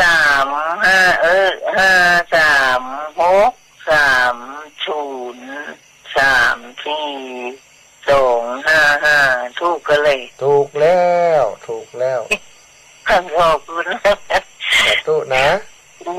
เจ้าโอ้เป็นจะหอมมันหงตาลเนาะหอมมาตั้งนั่นเลยศรัทธาญาติโยมแล้วก็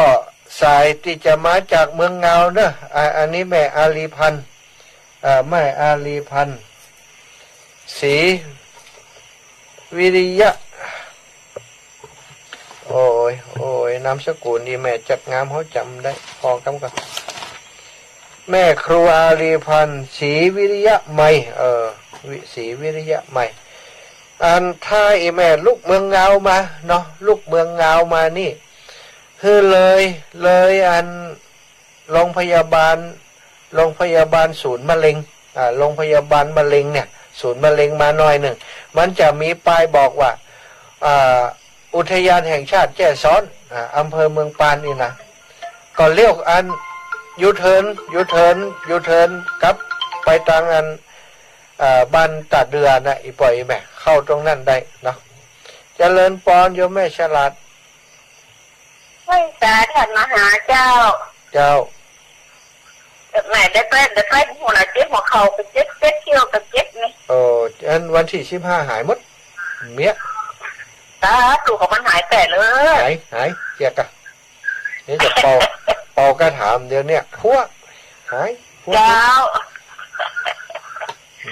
เนี่ยหายมาป้ากันอยู่เจ้า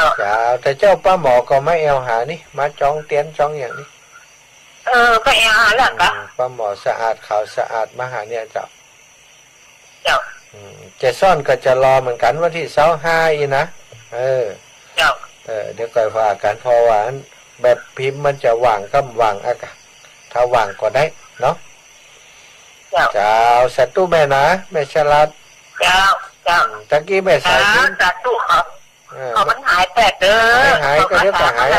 ก็เดี๋ยวก็หายละตู้สัตว์ตู้เขามันหายไปแปดเขาจะพ้นตัดเลยเนาะสัตว์ตู้แม่ฉลาดมันจะซ้อนตะกี้แม่อาลีพันธ์ศรีวิริยะใหม่นะแม่เนอะถ้าใจแม่ ฟังอยู่นะมาถึงศูนย์มะเร็งปุ๊บก็พอละกำนี้นะพออันไปยูเทิร์น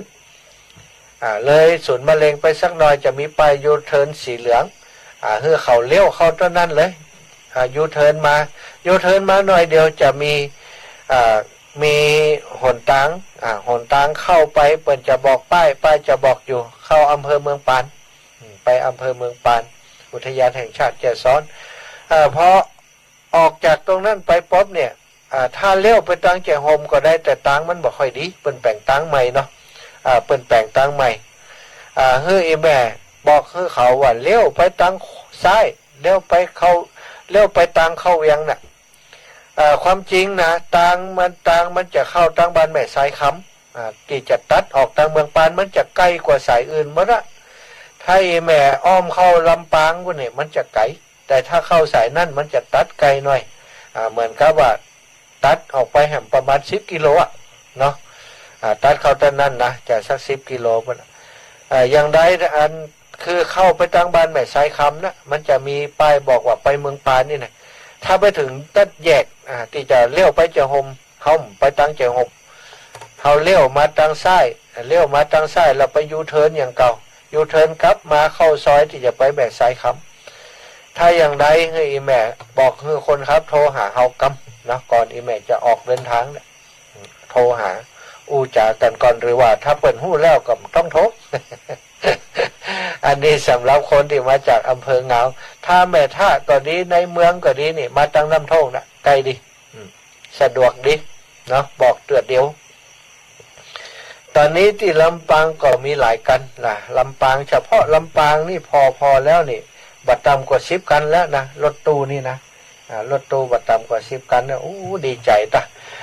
ลำปางของเฮาเนี่ยมีความกระตือรือร้นอยากจะหันกิจกรรมดีๆที่ครูบาอาจารย์เครือข่ายคลื่นสีขาวเป็นทำกันนัดหมายกันนะว่าจะมากันเนี่ยเจริญปอนแม่บุญเกียรติบ้านแม่กงสถานีบุญยวาดยังบ่ดังนะเจ้ามันดังไฟมันดับมีไฟเปิดฮื้อน่ะท่านอาจารย์มหาอมรเปิดไปแอวประเทศแล้วไหนก็ได้อันนี้ฟังงานดารุนี้เนาะเจ้าดีค่ะฟังดารุนี้ตั้งปุ่นฟังดารุนี้กับว่าเขาเรียนไหนกับป้าเนี่ยเดี๋ยวนี้อันนี้เราแล้วยังได้ได้ฟังก่อนเดี๋ยวนี้ก็ว่าดาวสุขโทรมาเจ้าพี่ทอยู่อะไรเนี่ยโทรหาพระอาจารย์นี่กันของคุณดารุนี้กะปงแสนตองนะกะไหลหาปะละอันนี้จัดรายการที่เมืองปานให้นี่จัดรายการเจ้าขอบคุณเนี่ยนะแม่คำนี้ไปเด้อเดี๋ยวที่ท่าแม่คำนี้จะไปเจ้าสาธุแม่เจ้าอนุโมทนาสาธุเจ้าแม่คำมีกาจุมก็ได้1 กันหรอแม่คำมีกาจุมนี่นะได้รถส่วนตัว1 กันเนี่ยแล้วอันแจ้งให้ศรัทธาญาติโยมนะที่อยู่อันทั้ง2 แคว2 แควเหนือ2 แควใต้แล้วก็จอมปิงวันพรุ่งนี้จะไปจอมปิงจำชื่ออีแมมได้หรอจอมปิงนั่นนะถ้าฟังอยู่โทรหาครับเดี๋ยวก่อนจะไปเชาะในอันที่โทรศัพท์ที่เพิ่นเคยโทรมาเพิ่นนัดหมายว่าอันอีแมมไปบ่ได้ท่านอาจารย์มาหาคำเตะตั้งเพ่เพิ่นฟังนักนะ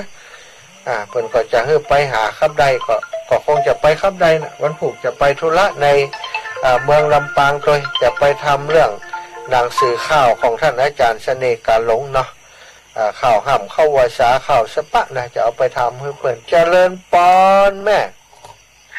ไม่เสาแก้วนะเจ้าไม่เสาแก้วไหนขับแก้วห้องใหม่เจ้าเดี๋ยวก่อนเนอะ1720518แม่คำแก้วห้วยใหม่กะนามสกุลห้วยใหม่กะห้องแท่ใหม่บ้านบ้านอย่างก็บ้านห้องแท่ใหม่ห้อง5ห้องแท่ใหม่ห้องแห่เจ้าใหม่เจ้าแม่พวกไข่เพื่อไม่ใช่ไม่ไข่แม่สายเจ้าแม่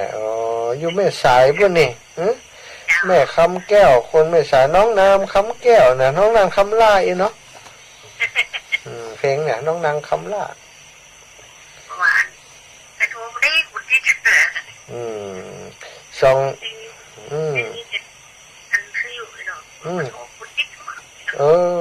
วันนี้ติดแล้วเนาะ เจ้า วันที่16นี่ซื้อหวยเห็นเนอะ เจ้าเจ้า มี ทำไปแอว มีโจก เจ้ามันเรียกพันไม้ โอ้มสบายก็เป็นอย่าง มันเป็นขาดโพแทสเซียมในเส้นเลือดอ่ะ โอ้ขาดโพแทสเซียมในเส้นเลือดเลือดอันเลือดจะจางเลือดจะนี่เนาะ เจ้ามันจะอ่อน อ่อ จะ น อ่อนเกินไป เกิดจากสาเหตุอย่างนี้ เนาะมันไว้ออกมาเรากินเข้ม อ๋อเจ้าเจ้าเจ้า ๆในน้ำเลย เจ้าอ่ะขอบคุณอีแม่เนอะพี่น้องแม่สายสาธุสาธุ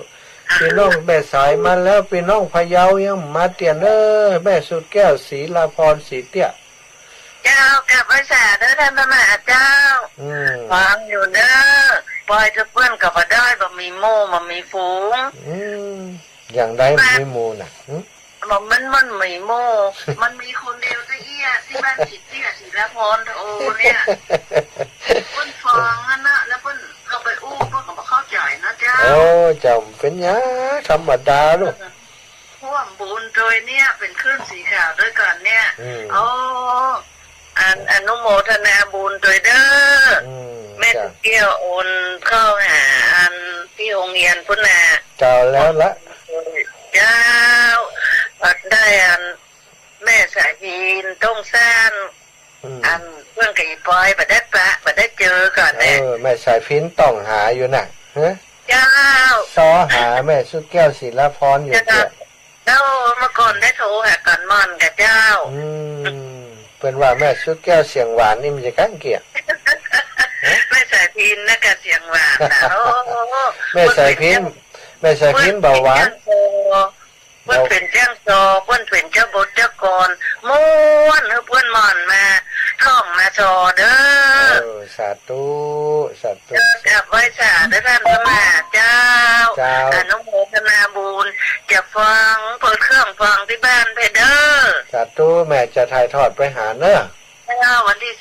15วันที่13กับพระบาทอุดมเจ้า เจ้าแม่13พระ กลั บา บ ท กลับไปสาธุเจ้า เสียงดังฟังชัดแม่สุดแก้วสีเตี้ยศิลาพรสีเตี้ยนี่นะก็เป็นแฟนรายการตัวยงโทรมาให้กำลังใจครูบาอาจารย์เนาะหมู่นี้นี่จิตใจมั่นคงนะเสถาบางของก็ว่าบูเก่านั้นนะบ่ได้ก็หมู่เก่านั้นนะนะก็หมู่ใหม่มันมี หมู่เก่าก็เลยต้องโทรให้กำลังใจครูบาอาจารย์พี่น้องทางพะเยานี่หอมกับหลวงปู่มาหลายเนอะพี่น้องพะเยาพี่น้องดอกคำใต้นี่นะพี่น้องอำเภอเมืองพะเยาพี่น้องทางอำเภอพานด้วย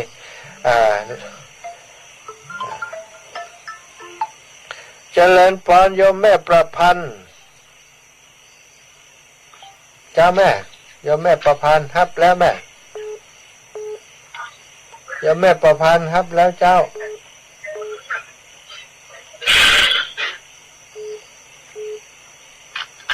โอ้โยมแม่ประพันธ์ครับแล้วอีแม่บอกชะกรรมนะถ้าติดแล้วอีแม่ก็ปิดอันวิทยุเหี่ยกรรมเนอะเจริญพรแม่ เจ้าไว้สา แม่ลำยองกำใจ ใจละเจ้า โอ้แม่ลำยองพี่น้องเมืองแปรรู้นี่โอ้มาเอลเนอร์มาเอลเนอร์ เจ้า ให้หาหน้า นี่กาเนาะเสียดายอยู่ไกลเนาะ ใจขอใจมันมาหากันเด้อหน้าหามัน ใจแต่อยู่ปุ่นเนาะไปใครไป มันต้องมาจั่วถ้าใจมาตัวก็มากะน่ะอยู่ไกลแล้วบ่มีเปลี่ยนมีผงไปเนาะแล้วก็โอ้แม่หอมขนาดนั้นเนาะแล้วคนเมือง28พุ่นว่าน่าจะไปแอวหาแหมรอบกันเจ้าสัตว์ตัวขอบคุณแม่เด้อสาธุเด้อพี่น้องเมืองแปดโทรมาให้กำลังใจกันแล้วแม่แก้วพญาสมเอาน้องอ้อแม่สายเจ้าเพิ่งว่าไปนั่นเนาะไปกันเปิดเนาะมากะใครมาก็มาแล้วมันไม่ไหนไปชงอ่ะอยู่คนนั้นเดี๋ยวจะไปอ่ะอยู่คนเดียวโอ้นั่นไปเงี้ยตอบเนี่ยอยู่คนเดียวเดี๋ยวละนั่นเป็นยังทรงใจมาหากันเนอะแม่เนอะที่ แม่ขออนุโมทนาด้วยเนอะ เจ้า เจ้า อันนี้อันนี้พี่น้องของพี่น้องอำเภอพะเยาเหมือนกันจังหวัดพะเยาเหมือนกัน เจ้าไปจ่ายเจ้าไปจ่ายเจ้าอยากจะกินยิ่งเนอะเจ้า โอ้แกแม่ยังก็นี่ อันนี้แม่เสียงทองบ้านต่างตำบลคุณเลี้ยงคุณดอกคำไตนะเจ้า แม่แสงท้องบ้านปางอีกอะ บ้านต่างตำบลคุณเลี้ยงอำเภอดอกคำไตจังหวัดพะเยาเจ้า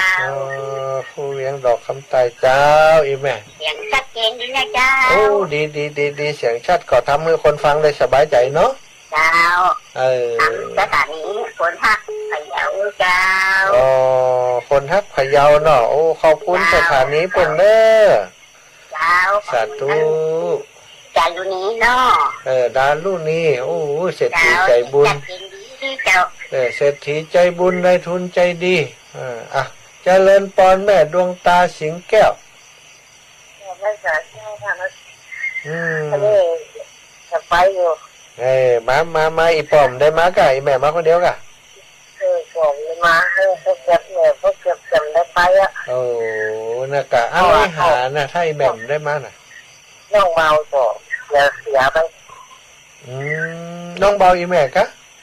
น้องเบาต่อ อ๋อเสียทำการชัปนกิจไปแล้วกะ มันดีต้อง อ๋อที่เก่า เป็นขนาดเป็น อ๋อเจ้าเสียงานหนักเก็บกำนันเนี่ย เจ้าแม่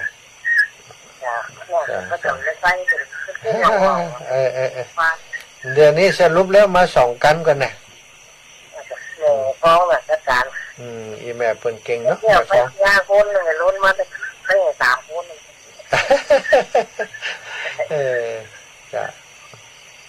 าขอบคุณแม่เด้อ เจ้า พี่น้องเม็ดตาไหนนี่บอกมาตั้งใดนี่ถ้าเม็ดตาไหนนี่ต้องบอกอยู่นี่โตยุงละเนาะแม่เนาะตั้งวังเหนือตั้งเชียงรายเนาะเวียงปะเปาเชียงรายนี่ก็มาก็ไปเลยไปเจียโฮมนะพอไปดีๆเข้าอำเภอเมืองปานนั่นนะ ถ้าไผ่เอารถส่วนตัวมาแต่ถ้ามาเป็นกลุ่มเป็นคณะนี่มีปัญหาเนาะถ้าเป็นคณะอย่างคณะของโยมแม่จิรพันธ์โมป้อนี่เป็นมาบ่อยตั้งเวียงปะป้อมเดี๋ยวนี้มาเช็คดูแล้วเนี่ยก็6 7 8 9 10แล้วนะ10กันละ10กันถ้าสายหลวงปู่แหมหลายสายอื่นๆก็10ปลายมั้งนะเวียงปะเป้านี่โยมแม่จิรพันธ์เฉพาะของกลุ่มเครือข่ายของโยมแม่นี่มีอยู่6 กันนั่นนะ6 กันเนาะ6 กัน7ถึงอันพี่น้องบรรษา8 9ถึงของป่อบุญธรรมตะกี้น่ะ10ของแม่บัวลอยของมูนี่แหมเนาะแม่บัวลอยแรงจริงนิดสายตังวังเหนือปกติก็จะไปกับโยมแม่จิรพันธ์เนี่ยวันที่15ในใจว่าอีแม่บัวลอยเพิ่นจะเอารถมาเองก่อนแล้วก็ที่ชมรมผู้พิการอำเภอวังเหนือโยมปราณีวัฒนาสวัสดิ์น้องเจ้าขุนเพิ่นก็จะเอารถมาโดย2 กันนี่นะตึงรถตู้ตึงรถส่วนตัวของชมรมคนพิการอำเภอวังเหนือจะคืนก็จัดรายการกับน้องเจ้าขุนเนาะ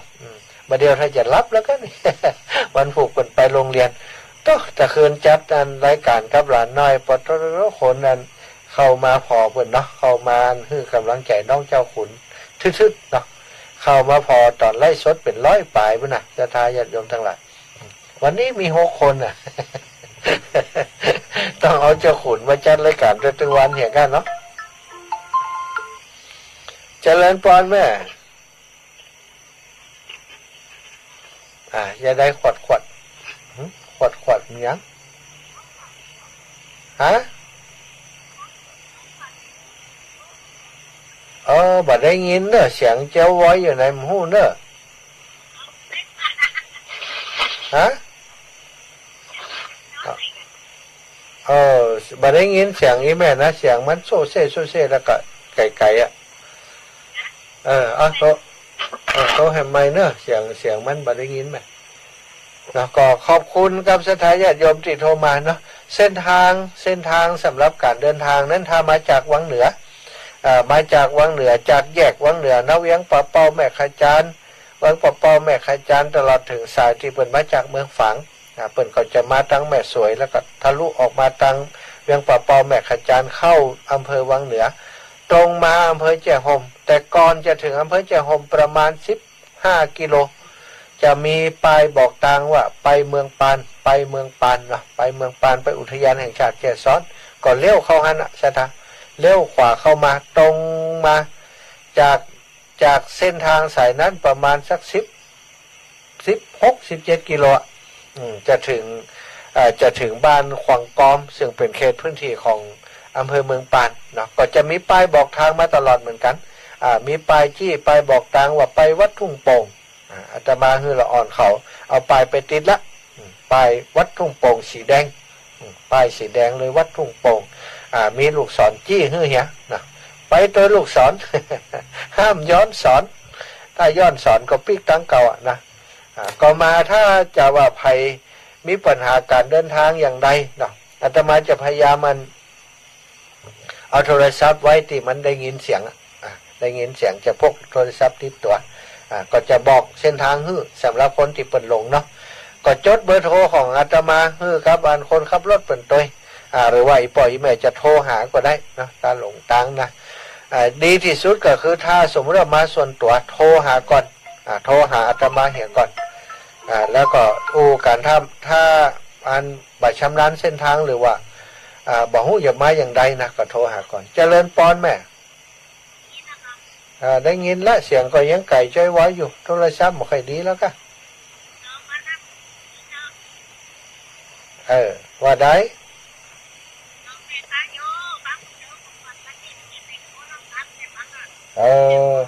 เจ้าเจ้าสาธุเนอะ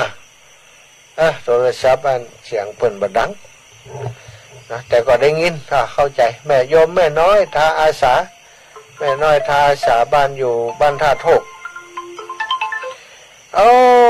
หายหน้าไปนานไม่เจอกันนานคิดถึงจังเลยแม่บัวพัดกุลันนี่อันเที่ยวนี้มันไปเนิ่นมาหาหลายใดอันเดียวหมู่คนใหม่ๆไปหอนพวกพ่ออาจารย์ไม่ยากกันรอหาน่ะมาหาแล้วมันก็ติดตาอยู่เนี่ยมาหาจนนั้นเดี๋ยวเนี่ยนั่นเดินทางจะลงมาใหม่ๆแล้วได้พักแม่ก็ไปมาเห็นจำการที่อย่างนั้นจำได้หมดจำได้หมดจำได้หมดเลยมาเป็นยังมาตัดสินใจแล้วก็เป็นยังก็ป้ากันเมืองฝางก็ได้เนาะป้ากับวันเมืองฝางเขาไปหาแม่บ่อยแล้วนี่เขาไปเมืองฝางผู้กินหลอกกันพระอาจารย์จีนผู้พัฒวายเมื่อเนื่องเมืองฝางนะได้กะจีนผู้พัฒวายมาหาหันนี่กะลำต่อลำกะได้กะลำพัฒวายพระอาจารย์ได้ทำอาหารเนอะกำลังใจเนอะสาธุขอบคุณนี่แม่เนอะฟังหมดเจ้าฟังพุทโธของผมเนาะเจ้าแม่จันทรีสุขายังได้ล่ำสบายกับรับปิงเจ้าตักจมใจตักสบายน่ะแต่ทุกขอบคุณแม่บัวชัดพัดกุหลาบเนอะแม่จันทรีสุขางอนอย่างวันนี้รับปิงโทรมานี่ขอบคุณนะเปิ่นก็หลายๆท่านติ่มได้มาก็เป็นอย่างเนื้อเปิ่นมามันนะมันเกิดการเดินทางคนเฒ่าคนแก่เนาะเจ็บหลังเจ็บแอวพ่องไออย่างพ่องเนี่ยบางทีกับลูกหลานอย่านี่ครับรถบัดจ่างบ่ได้ไปไหนบ่มีสมองแต่จะตายอยู่กับบ้านฮันกาแม่ขับรถบัดจ่างไปอินเดียไปญี่ปุ่นอย่างใดไปเนาะ มีคนแซวแม่บุญเกียรติมีอย่างเพิ่มเติมจ้ามันโต๊ะกับเจ้าปุ่นมันโต๊ะอีแม่โต๊ะจะเจ้าแล้วยุดไปแล้วไม่น่าโต๊ะเย็นว่าจะตักเนาะเจ้าแม่กำลังโต๊ะล่ะเจ้าดีแล้วเนอะเป็นโต๊ะก่อนรับสบายเลยเจ้ามาแล้วสาวเชียงใหม่จะเล่าคนเนี่ยลูกได้ยินอยู่กันว่าน้อยเดียวมันได้ลง นี่ก็เรื่องโอกาสเป็นคน เออ ไม่โทรเปล่านี่กับเก่านี่ก็ กะนึกว่าอย่างไรงอนอย่างจ้า เอ็งแม่ก็ปิดบังไงแม่ไปซื้อยามาไม่ได้ว่าจะยาไปซื้อคุณย่าเจ้าของร้านก็จุ้ยแม่ก็จุ้ท่านนั่นแหละว่าเป็นยังกะวันนั้นไผ่ฝากมา ยังนะโอ้ย อีแม่จำได้ก็3 ขวดอีแม่ฝากมา3 ขวดมันก็3 คนน้อยเดียวนั่นน่ะ3 ขวดกำลังเอาไปฮื้อนี่นะกำลังได้ไปฮื้อตะวันแม่ว่าจะซื้อไปฮื้อนี่มันก็ไป2 เสือแล้วพอก่อนเดี๋ยวแม่ก็จุ้เดี๋ยวตอนที่เขาไปเมืองฝางก่อนกะเพื่อมีเนาะเจ้ามารบกวนนักแล้วเอาแบ่งให้แต่นั้นคนใหม่เจ้าสาธุอีแม่แย่ไปกับมาเลยดอกเนาะสะทายพ่ออีแม่ทั้งหลายอู้เรื่องเส้นทางแหมหน่อยถ้าสำหรับคนติดลูกแจโฮมมาเด้อไปเลยไปวังเหนือนะหมู่แจโฮมพี่น้องแจโฮมพี่น้องตังเงาถ้าจะมามันมีเส้นทางที่ตัดทะลุผ่านมาตังบันแหลงมาตังบันแหลงบันแหลงศรีปิดานี่นะบันแหลงเขื่อนกิวลมนี่นะบันตังเพศก็ได้แต่ว่าอย่างว่านะหนทางมันขึ้นดอยลงดอยนะก็เป็นห่วงว่าไปตั้งสายพุ่นออเตอร์แต่จะมาสายเพศก็ได้อยู่เนาะสดออกแจโฮมเหมือนกันเจริญปอนแม่ฝากอันทานมหาแตงไว้บวชเด้อ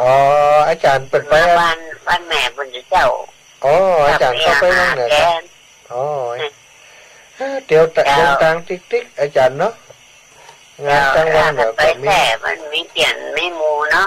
เป็นยังอีแม่ก็แม่น้อยแม่ทุเจ้าก็เขาไปแต่มันไม่มูเนาะก็ไปหาเดี๋ยวกระถิ่นอันทานหาเหมือนกับว่าไปก็เป็นยาแม่เขาไปใจไปยาเจ้าอาจารย์ใหญ่เป็นมาแล้วไม่ต้องห่วงอาจารย์ว่าหานพดลมาแล้วก็จบแล้วเนาะมาถึงอำเภอถ้าอาจารย์นพดลมาคนเดียวมาถึงอำเภอเจ้าคณะอำเภอไงสาธุแม่บุญทักษาแม่ตอนวันนี่ก็ไปเปิดไปหายแม่เปิดขึ้นเติงหายว่าจะแม่น้อยว่า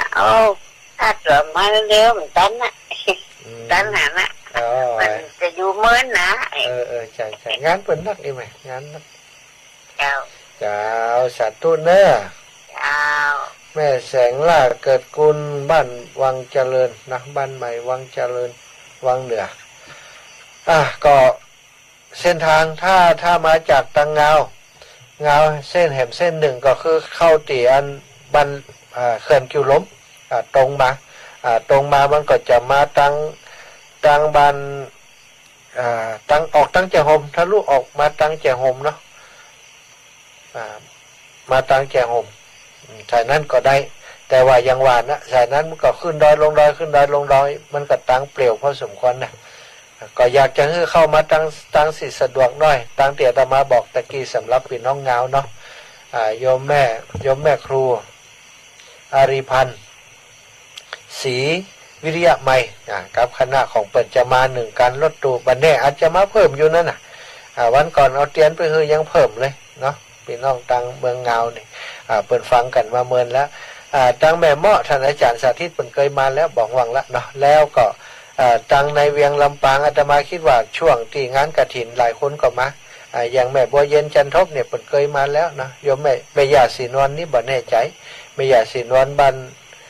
นหนองยางเนาะแต่ก็คงมาถูกเพราะว่าคนขับรถตีจะขับรถคือโยมแม่เปิดเคยมานะเปิดเคยมาก็ฝากคือสถาญาติโยมทั้งหลายฝากเบอร์โทรไว้เนาะสำหรับคนที่อยากมาแต่ว่าอันอีแบบบ่เคยไปจะไปกับลูกกับหลานขอทราบเส้นทางเนาะก็สิ่งที่ต้องจำก็คือวัดทุ่งโป่งตำบลเมืองปานอำเภอเมืองปานจังหวัดลำปางนะถ้าเขาพิมพ์คำว่าวัดทุ่งโป่งถ้าสมมติเราอ่อนเขามี